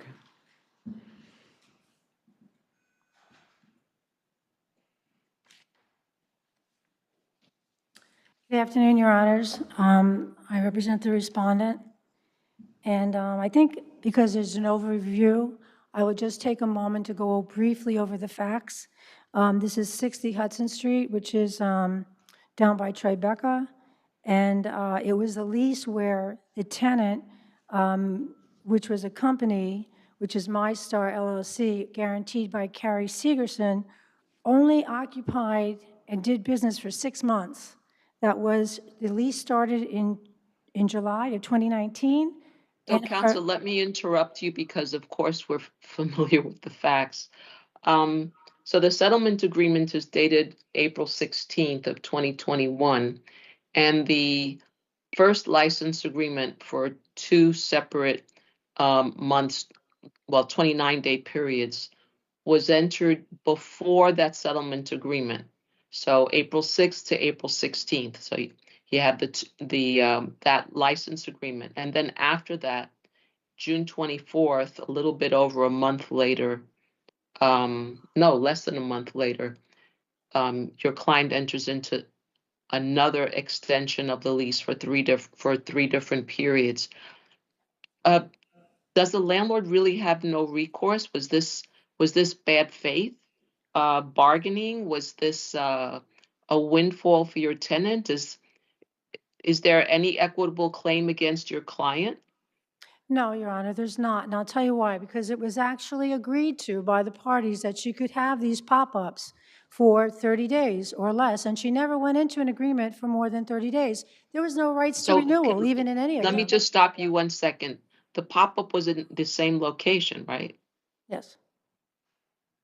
But it could have been anywhere. I mean, it didn't have, there's no way that my client had a right to renew when it ended. They were doing it on an ad hoc basis. If she didn't want to renew it, she didn't want to sign a new one, she didn't. If they didn't, they would just kick her out. She was at the mercy of a month of each day, how sales were going and what inventory she had left. She was allowed to get rid of those 400 shoes, and that was in good faith because that's what was agreed to by in this case, by the landlord. But what happened in the lower court, I want to tell you, is they didn't even get to that issue. They were looking at what the other judges are pointing out in this case, that the non-compete was absolutely illegal from the very beginning. So the lower court... Is it a wait, is it a non-compete? Yes, it's a non-compete. It's a non-compete provision that says it has a restriction in time, 2 years No. for a 6 month... I know what a restrictive, Okay. I know what it says. Right. But the plaintiff and the defendant are two completely different entities, right? The plaintiff is not a shoe store. Correct. So is it a non-compete? It was viewed as a non-compete, but I can tell you that if it's not viewed as a non-compete, if it's viewed as one business trying to control another business, it violates the Sherman Act, and it's anti-competitive, and there's no free trade. Then landlords are going to tell all businesses where they can go and what they can do, and there'll be no municipal law, no zoning law, and no one will be able to do anything because landlords will control retail and real estate. So this is why you don't see something like this in a termination agreement. It's not normal. There's hardly any case law. It's so out of control. If this case was let to stand, we'd have a tsunami of change which would go on because landlords would now control all retail and all real estate that's not even theirs. That's why it's not in agreements, because it's so not normal, so not within what is anticipated by the federal government or state and local governments.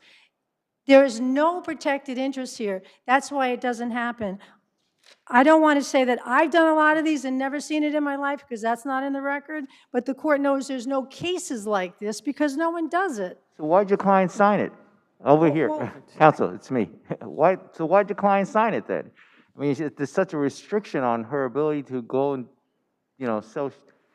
do her business. She signed it though, right? I mean, your client signed this agreement, no? I can't hear you. Did your client sign the agreement? Yes, they signed an agreement, and you know who... The question is why? Was your client represented by counsel? Judge Owing is asking the question, why did your client sign the agreement if it was such a thing? Right. As it's all in the record, she told you she had no money. She was threatened with hundreds of thousands of dollars. She had an attorney who made her sign an agreement that you have just said is so violative of public policy that is just completely anathema to anything that makes any sense. The question was asked, well, an attorney allowed that to happen? That's, I think, why Justice Gonzalez said, was there no unclean hands here, where they entered the agreement knowing that it was going to be, disqualified if they ever brought another action in court. I think that question could be flipped around to the other attorney who put it in there. I think that the court of law is always going to be involved in something.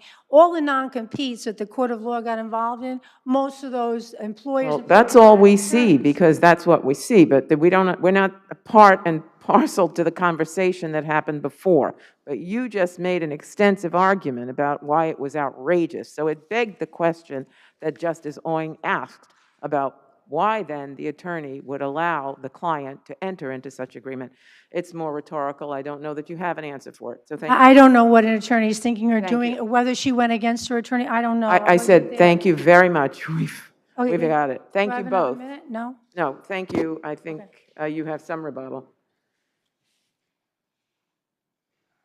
Your Honors, just briefly, this was a heavily negotiated document over many months. Both parties sophisticated, both parties represented by counsel. Just as courts allow commercial landlords and tenants to enter into leases and they are then stuck with the benefit of their bargain, so should the same standard be held here.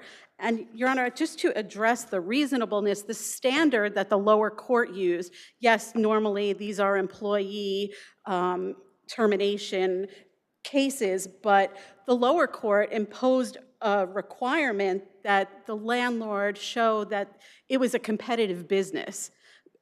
Of course, there's not a competitive business. That wasn't the purpose behind the decision.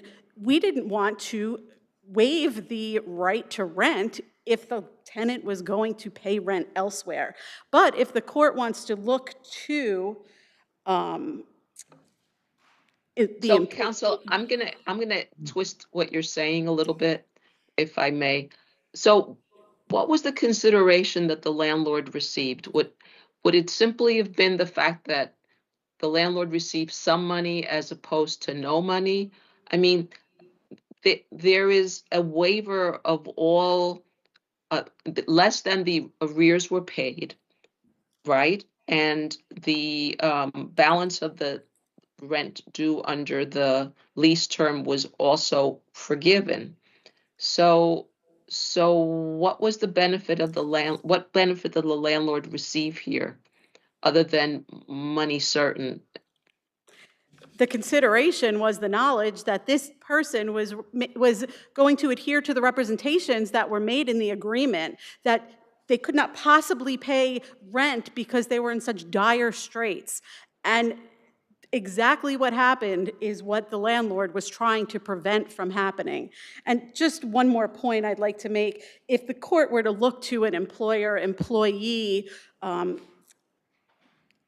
scenario, I would say that the employee choice doctrine is really the doctrine that would govern, not the standard that the lower court used. In the employee choice doctrine, the courts have held that conditioning post-employment benefits on restrictive covenants are enforceable when the employee voluntarily leaves.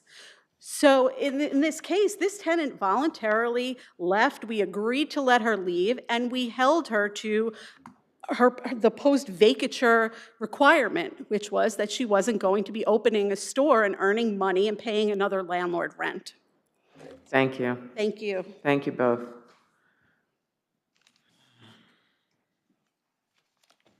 Nunez versus Nalco Company.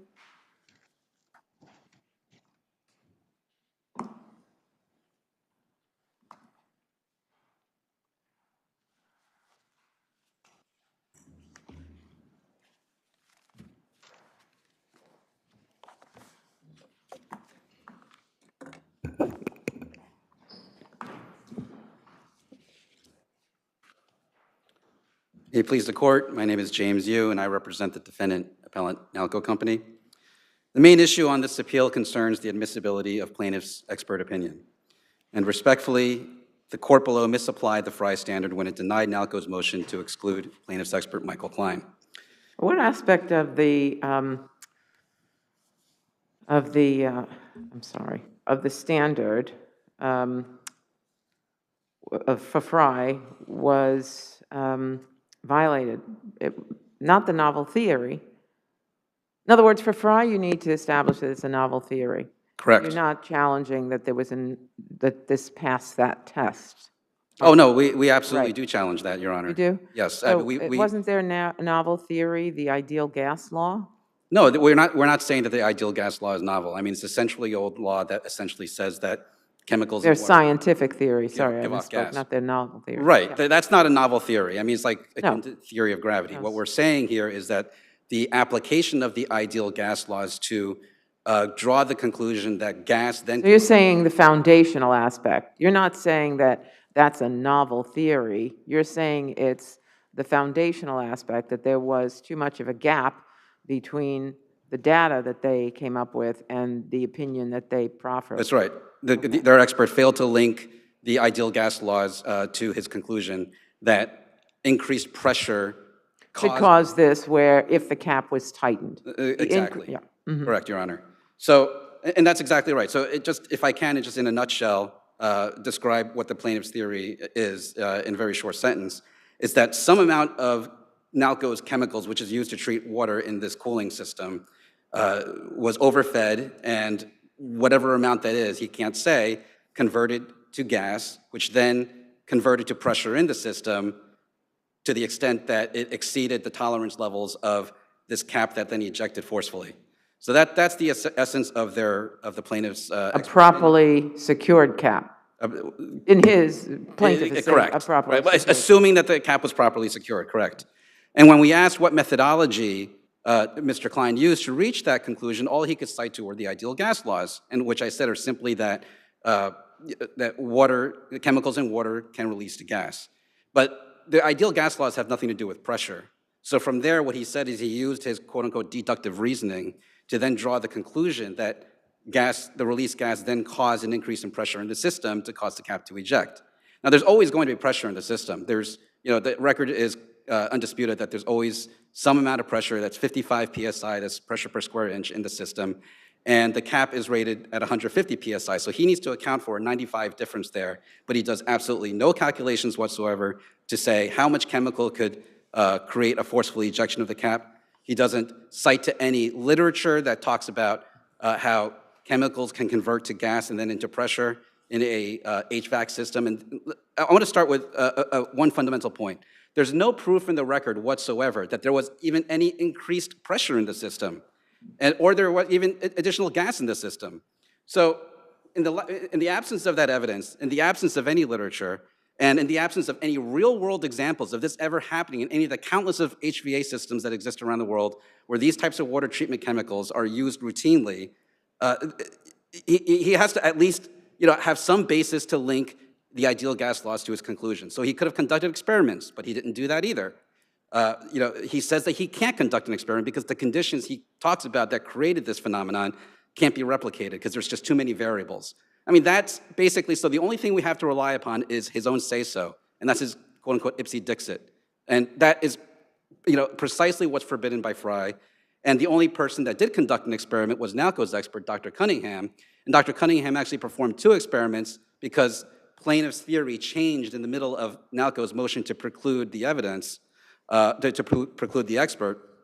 And both instances, the experiments showed that nothing happened. There was no increase in pressure from these experiments. And one thing that we point out in our brief is that the lower court improperly applied the wrong standard by shifting the burden. The burden is on the plaintiff to show that their expert failed to, that the plaintiff's expert opinion satisfies Frye.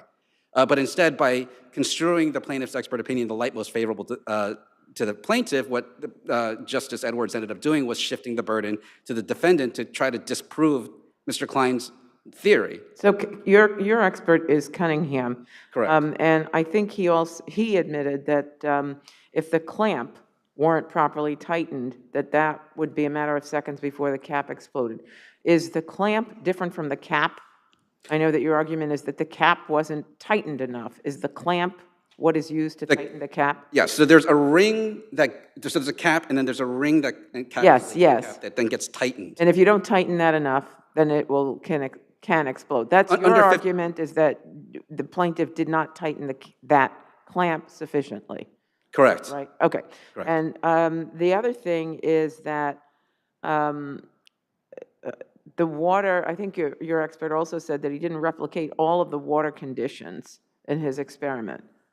He replicated the conditions that were that Dr. Klein had in his 3101D statement that basically said, these were the conditions that I believe led to this phenomenon from happening. But he didn't go beyond those. Correct. Okay. Okay, and I see that my time is up, Your Honor. If I could just one quick, so we also have an appeal from the summary judgment motion, which I can talk about, which we will. Why don't you do that in rebuttal? Correct, thank you. Come on.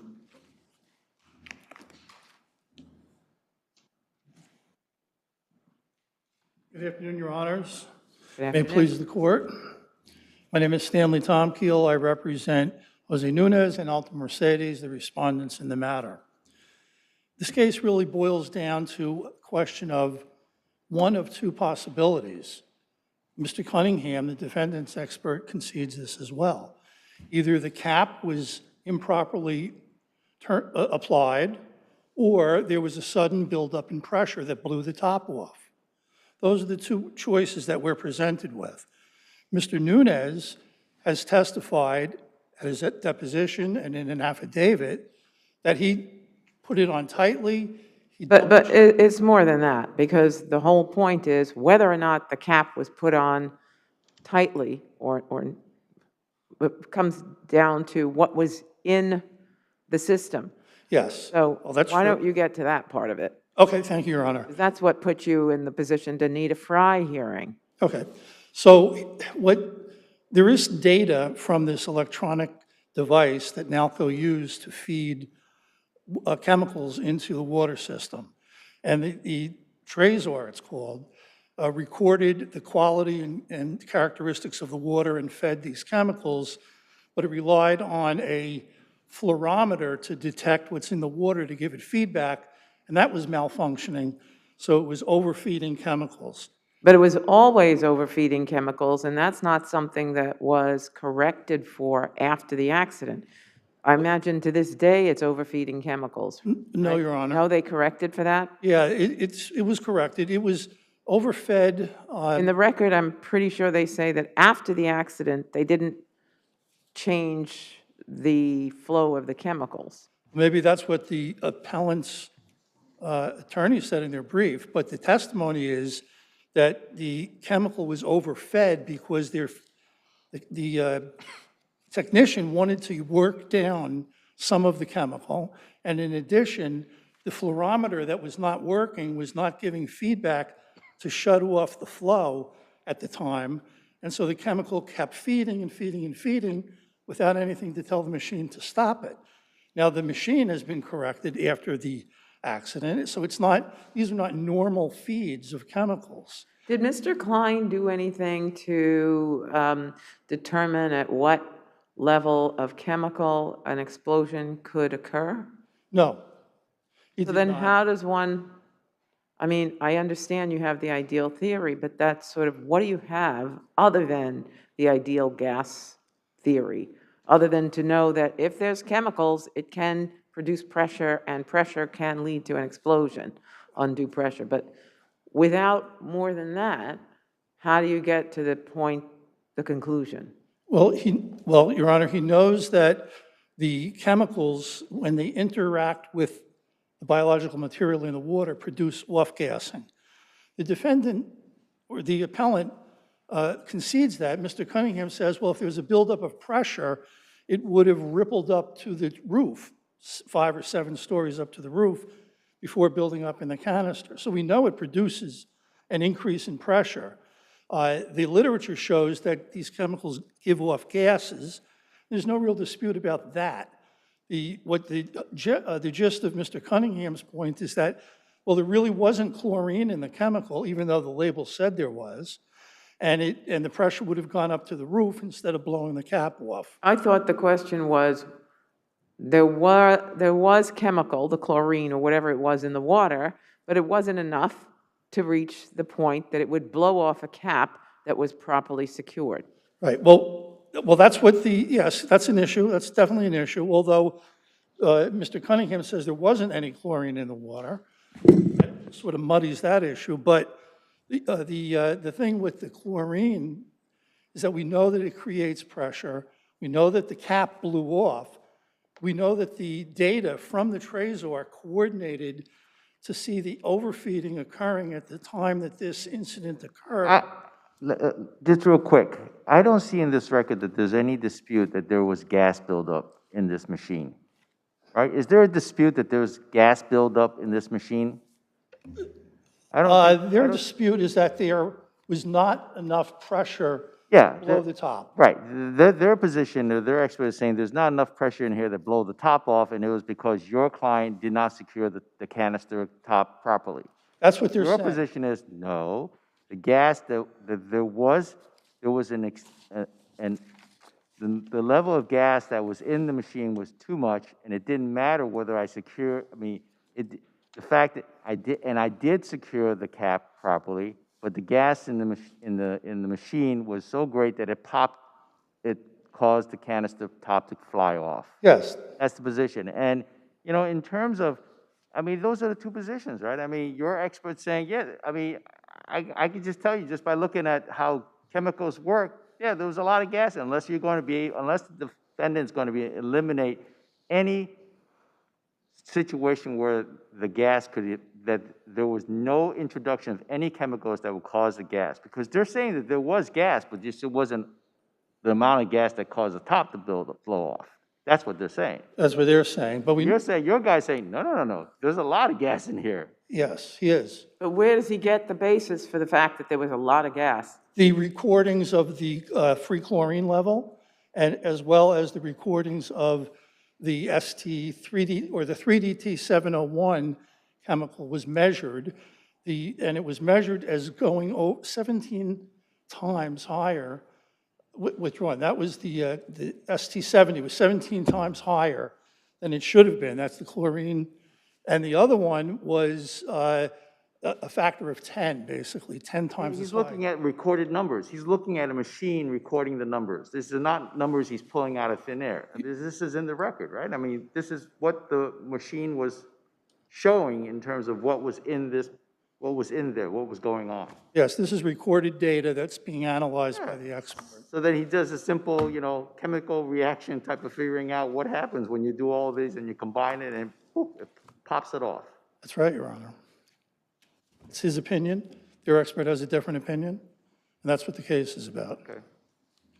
I'll let you go on that, but I have it seems like Mr. Klein, it seems like there were a number of issues that he didn't address with regard to the kinds of calculations that he was doing.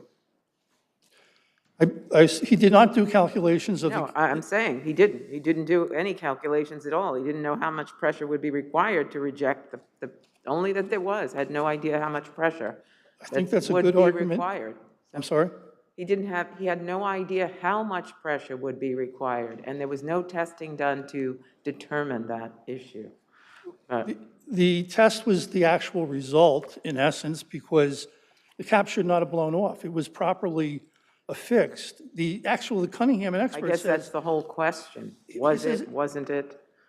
well, the expert, Cunningham, the defendant's expert, admits that if the plaintiff's testimony is believed, that knocks out his theory about the unsecured cap. And there's only two possibilities. That leaves only the other one, which is the buildup of pressure, which is based on the data as well as the ideal gas laws and Mr. Klein's opinion.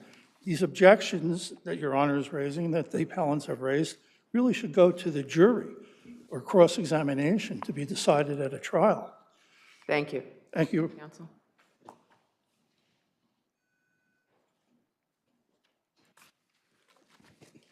Your Honors, we do dispute that there was a buildup of gas. I have a question. Was there chemicals in the system at all times? Extra chemicals in the system at all times? I don't actually recall, Your Honor, on that specific fact. I believe that there's always chemicals being fed into the system. Obviously, there's supposed to be chemicals. Right. My question was, is there anything that recorded that there were always an excess of chemicals? There have been other instances where there have been excess of chemicals. In this system, I don't mean in the... Whether it was before or after, I can't recall, to be quite frank. Go ahead. You have a question. Oh. Your Honor, so just to respond on one particular point, we absolutely do dispute that there was any buildup of gas in the system. There's just absolutely no evidence of that whatsoever. The only evidence that we have is Dr. Klein's theory that if there's... Wait a second, no.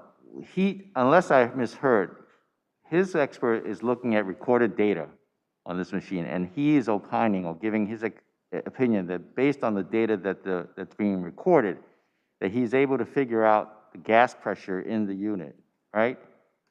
Well, he looks at data and he says, from this data, I can tell there's some amount of gas that's being coming off this. How much, I can't tell you. Okay. What's the data? Is the data for the amount of chemicals or for the amount of gas? The amount of chemicals that are in the system. And from there, the measurement that counsel was talking about, that measurement is the amount of chemicals that were in the system. Correct. Right? But there was no test done to determine whether that amount of chemicals could lead to a buildup of gas that could lead to an explosion. Correct. There's no testing that was done to say how much gas would be created from those chemicals, or how much pressure would be created from those from that gas. Correct. Right. And there's also, this gets into some factual issues, but the system is designed so that if there are any changes in pressure in the system, water would actually flow away from that pressure point, and it's also open to the atmosphere, so any pressure that is in the system, there's testimony in the record that hasn't really been refuted, would just flow out into the atmosphere. Where are these measurements coming from? Where did these measurements come from about how much chemical was in the water? There are instruments that NALCO uses, so the instruments automatically feed chemical into the system. And so how were they able, after this whole thing blew up, to know how much, what the level of chemicals was that was going into the system at that time? Because it's logged. Okay, so then it was logged the day before, and the day before that, and the day before that, and Correct. however far. Was that tested to see whether the same amount of chemicals had been in there for all of the various times? The same amount of chemicals as was there the day of the explosion? What you see is just fluctuations in the amount of chemicals. Is it ever as high as that? Does it ever go to that level? I believe I read in the record that there was evidence that there was excess chemicals all along. Correct, Your Honor. There have been other instances in this system where there were excess chemicals. How come the cap didn't blow off at that time? And not only did anybody do a test to determine what level of gas that level of chemical could produce? No one has done that. And whether. And Your Honor, on that point, I would also stress that when the cap was removed, before the canister was disassembled, there was no evidence of any gas being released. When the cap was removed, the accident only happened after the canister was reassembled and put back into operation. Am I incorrect in maybe I read it wrong, but I thought the plaintiffs testified that he heard some hissing noise right before the canister top popped? Or am I reading something wrong? No, correct. So what happened is... When you're telling me about how the system has an ability to release some of the pressure, well, the hissing noise indicates that, yeah, it's releasing the pressure in the wrong way then. No, Your Honor. So what happened is, it's a filter canister, so it's part of a side stream that I know what a filter canister is connected to this cooling system that runs throughout the entire building. And so as part of a routine maintenance procedure, the canister would be disassembled, take the cap off, clean the sock filter, put it back into place. And then it was only after he did all that, reassembled the canister, he walked away, then you heard a hissing noise. So what that is because, before you disassemble this canister, you first obviously have to shut the water flowing into it. So there's always gonna be air there. So when he turned back on the canister, then the water's gonna start flowing back into the canister. Displacing the air, and that was the hissing noise that our expert testified is what he heard.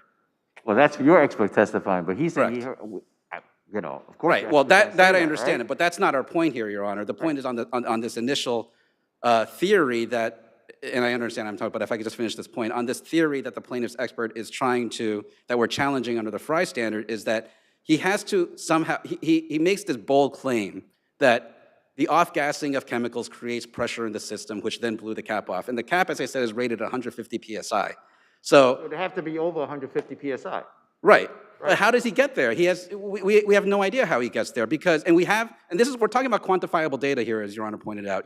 We know how much chemicals in the system. Did your guy ever do a test then? I mean, did your expert say, look, I've done the test on this thing, and it never at any point went over 150 PSI? Our client did two tests. Our expert did two tests, and there was no pressure increase whatsoever. No, under the data that was recorded on this machine, did he figure out how much pressure was in the machine at that moment in time? Our expert did not, no. Yeah, because that would have been perfect, because he would have taken the data that the plaintiff's expert's using and said, look, I took the exact data, the raw data that this machine is displaying, and this is the PSI. It's 135.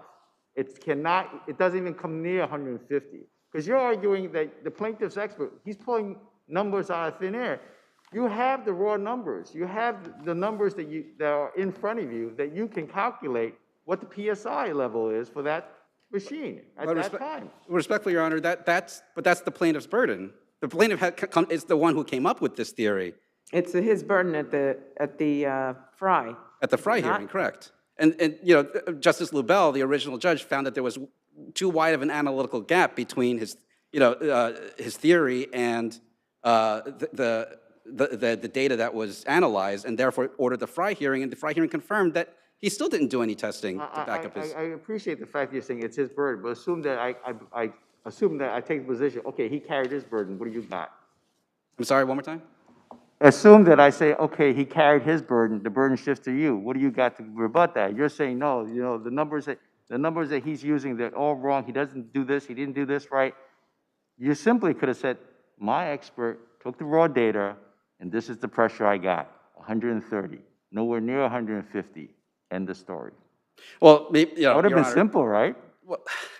I'd like to think so. I'm not an expert, obviously, but I'm not an expert either, an but I didn't fail chemistry, so I kind of know what the pressure points are. but two experiments were performed where a massive amount of chemicals were put into the system and there was no pressure increase. Except that there is, for somebody going into a Fry hearing, knowing the amount of chemical that's put in, and knowing that they're trying to demonstrate that that was the chemical that caused the explosion, one would think they would have done a test to show the amount of pressure that the gas that was caused by that level of chemical that was presumably documented, and then how much gas can cause that level of pressure. That wasn't done by your opponent at all going into the hearing. Still not done. Thank Correct, you. Your Honor. Anyway, Thank you, Your we Honor. have another case here. It is People versus Bharat Resharup.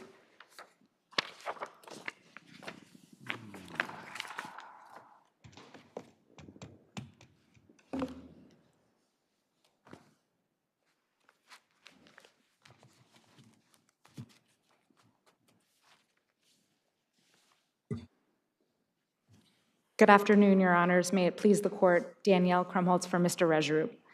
Mr. Resharup's conviction should be reversed because two fundamental errors occurred during his trial. Because they didn't have a hearing? Because the court did not offer the client an opportunity to explain why he wanted another lawyer? That's correct. That was the first fundamental error, which was in violation of... Is that sufficient for a rehearsal?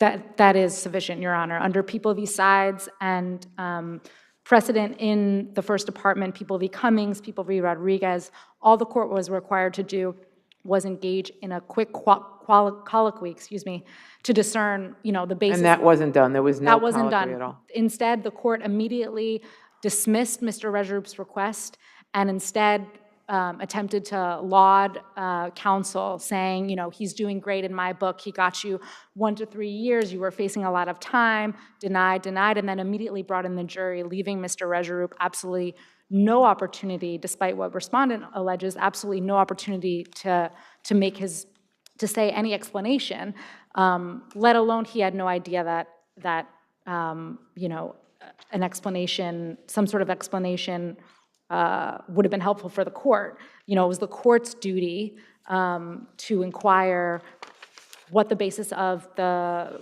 irreconcilable differences is, what the basis of his substitution request for counsel was, and the court absolutely failed to do that. This is similar to People v. Rodriguez. In that decision, the defendant stated that he didn't want his lawyer, also right before jury selections, and he previously had 2 substitutions of counsel. The court denied that and asked any questions, and the First Department reversed, saying that the court had absolutely no basis to completely cut off the discussion without hearing an explanation, and held that at a minimum, the court had an obligation to determine whether the defendant had a valid reason to request a new attorney, and that under those circumstances, the defendant had no obligation to pursue the motion further. So all we're saying is that the court should have conducted at least one question, the basis minimal inquiry, to discern the nature of Mr. Resharup's request, and that would have been sufficient. But because that was not done in this case, he is absolutely entitled to reversal and for a new trial. Thank you. Regarding our second point, Mr. Resharup separately was denied a fair trial when the court repeatedly denied counsel's mistrial motions, which pressured the lone holdout juror to convict. In this case, there were 19 notes submitted from the jury, 2 of which indicated that they were an impasse, that they were at a standstill. And it became clear through 9 of the 19 notes in which the jury was requesting guidance on nullification, and then saying that they could not continue because one juror was insisting on her right to nullify. And the court should have should have declared a mistrial, but instead just kept issuing a modified Allen charge and just saying that, there's nothing further I could do. I can't repeat the law any further. That's not going to help. And just basically pressuring this lone holdout juror into convicting because there was no end in sight. The only option was clear based on the court's forcing the jury to continue to deliberate that this juror was required to, change her vote and to convict, or else they would be there endlessly. And that violated Mr. Regroup's right to a fair trial. The court coerced the verdict. It pressured this lone juror, and that separately from the sides violation also entitles Mr. Regroup to a new trial. I have to say, I don't know that I see how this juror was pressured. She held out consistently. I don't know how many hours transpired with all of those notes, but the juror said, I want to exercise, jury nullification. I want to nullify this, and I'm going to do it unless the judge tells me I can't. And the juror was adamant. That doesn't seem like a juror who's a pushover to me. Well, that juror was first inquiring about their right or their power to nullify, and then was clearly holding out at first, but by the court insinuating that the juror was lying, saying that there's nothing. Not the juror. I didn't get that it was insinuating that the juror was lying. It's just stating that jury nullification, it's a transfer of power. It's not something you can do. Juror wanted to hear, I can't do it. Once the juror heard, I can't do it, seemed like the juror said, okay, I don't want to violate any laws. I can't do it, I won't. Well, I would disagree. The court never said the juror can't do it because the jury does have the power, maybe not the right, but the power to nullify. I understand, but the judge said you don't have the right, essentially. The judge made the same statements in all of the judge's communications with the jury. Nothing about what the judge changed, which led the juror from wanting to assert her right to nullify to acquiescing, to feeling pressure, like, I'm not going to get anywhere because this judge is going to make us continue deliberating until I acquiesce with my peers. And that was the error. The court should have simply recognized that this juror wasn't able to follow the law and declared a mistrial, and then impaneled 12 new jurors who could follow the law. But that didn't happen, and that's where the violation is. Okay, thank you.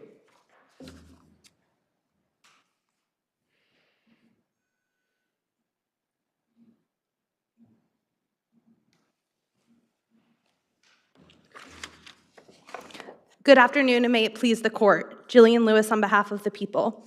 Your Honors, the record is abundantly clear that as the jurors were proceeding into the room, defense counsel asked the court if the defendant could speak to the court for a moment. And when he did, he asked for a new attorney at this 11th hour, right as the jury was coming in. That timing is important here because the timing was last minute and showed that it wasn't a true request for a new attorney. He had in the past requested a new attorney. He had filed papers and was granted a new attorney. So he knew the process of getting one, and at minimum, he had to show that there was... He had sent papers in that the court put in its file, right? I'm sorry. He had sent papers earlier in the litigation that the court, written document, that the court added to the file, right? But didn't address. Correct. Those were grievances, and they didn't ask specifically. So then it was no surprise then to anybody, I guess, when he did ask, even if it was at this point, it wasn't like this had just come up. It was something that was festering, and he raised it at the last opportunity he could. He wasn't going to wait till he started the trial, so he did it before. Well, he had the entire day before where there were hearings with the same judge and the same counsel, and defendant had also previously submitted... Not much difference in time between the day before and the day of, is it? Well, the day before was a full day of hearings, and at the end of the day, it concluded with defense counsel's motions being rejected, and then as the jury was about to come in and the trial was starting, that is when he asked for a new attorney. He had also previously filed a litany of pro se motions, and the grievances that he talked about specifically were about the timeliness of trial, were about proceeding, were not about this attorney representing him and conflicts in general. They were more about the process, so they were distinct in terms of that. And this court in People versus Pearson and People versus Zuniga showed that eve of trial requests. Counsel, doesn't a minimal inquiry need to be made as far as the reason for the request? Just a why? How come? What happened? A reasonable inquiry must be made upon good cause showing, and there was no good cause, and the court made... No. How do you know there's no good cause if you don't ask Well, a question? the court said, I'm not appointing a new attorney at this time because there's been no reasons presented to me. And then the defendant replied, you're not going to do that for me. He didn't provide any reasoning and instead just questioned the court's decision. The court then reassured defendant that he was satisfied with defense counsel's ability to represent him, that he had represented him, and it was... All right, counsel, the court reassured, who reassured whom about satisfaction with representation? The court... Who said, yeah. The court did reassure defendant, but because of that back and forth, it shows that no serious request was made, and that aligns with People versus Porto. Here, he asked for an attorney at that last minute, but after the conversation, it wasn't a serious request because he didn't provide any additional details. But go ahead. Was there a conversation here? I mean, it was only the court telling him why the court was not going to appoint new counsel. He was not asked why he needed a new counsel, and after that, there was nothing else to be heard from the defendant. You're correct that there was no further conversation, but he said, why can't you do that? And the court explained its reasonings that he hadn't provided that additional detail, and then defendant never offered any additional information. And defendant had in the past... But the court had already made up his mind, so why would he continue to belabor the point when he knew that the court had already made up its mind that he was not going to get a new attorney? Well, that's not clear from the record, and defendant had previously been successful at getting a new attorney appointed when he had the appointment of his last attorney, when he filed papers on that, and he could have cited some of the reasons that he had cited previously. But it was the court's obligation to ask the question, why? After he had already made clear that he had that issue, it was the court's obligation to ask why. The court didn't. If the court had decided, based on the circumstances, that it was a good faith attempt to ask for a new attorney and not just a stalling tactic, then the court would have had to inquire, but that is not the case here. I see that I'm out of time. Briefly, I just wanted to address the second point, if your honors. Go ahead. The questioning that was asked about the juror, from the juror, there was at no time any indication that there was deadlock, and the court, with defense counsel's approval, sent back language specifically tailored to answer their questions and provide guidance in the best way that they could, given the circumstances. Thank you. Thank you.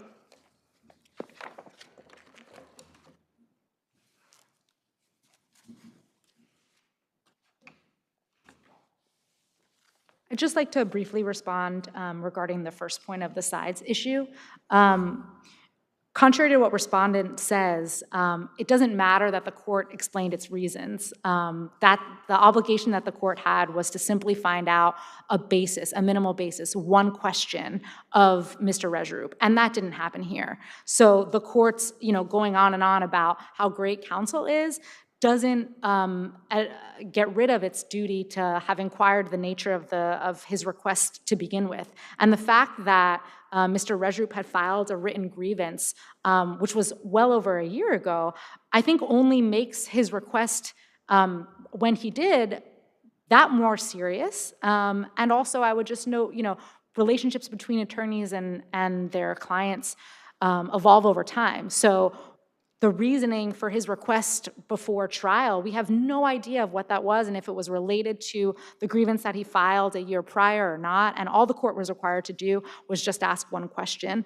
make some quick colloquy to determine if it was a serious request, and then, could have engaged further. Or if the court decided that this was not a serious request, then it could have denied the motion. But instead, none of that happened. The court denied the motion outright, and that's just a clear sides violation and requires reversal. Thank you. Thank you. Thank you both.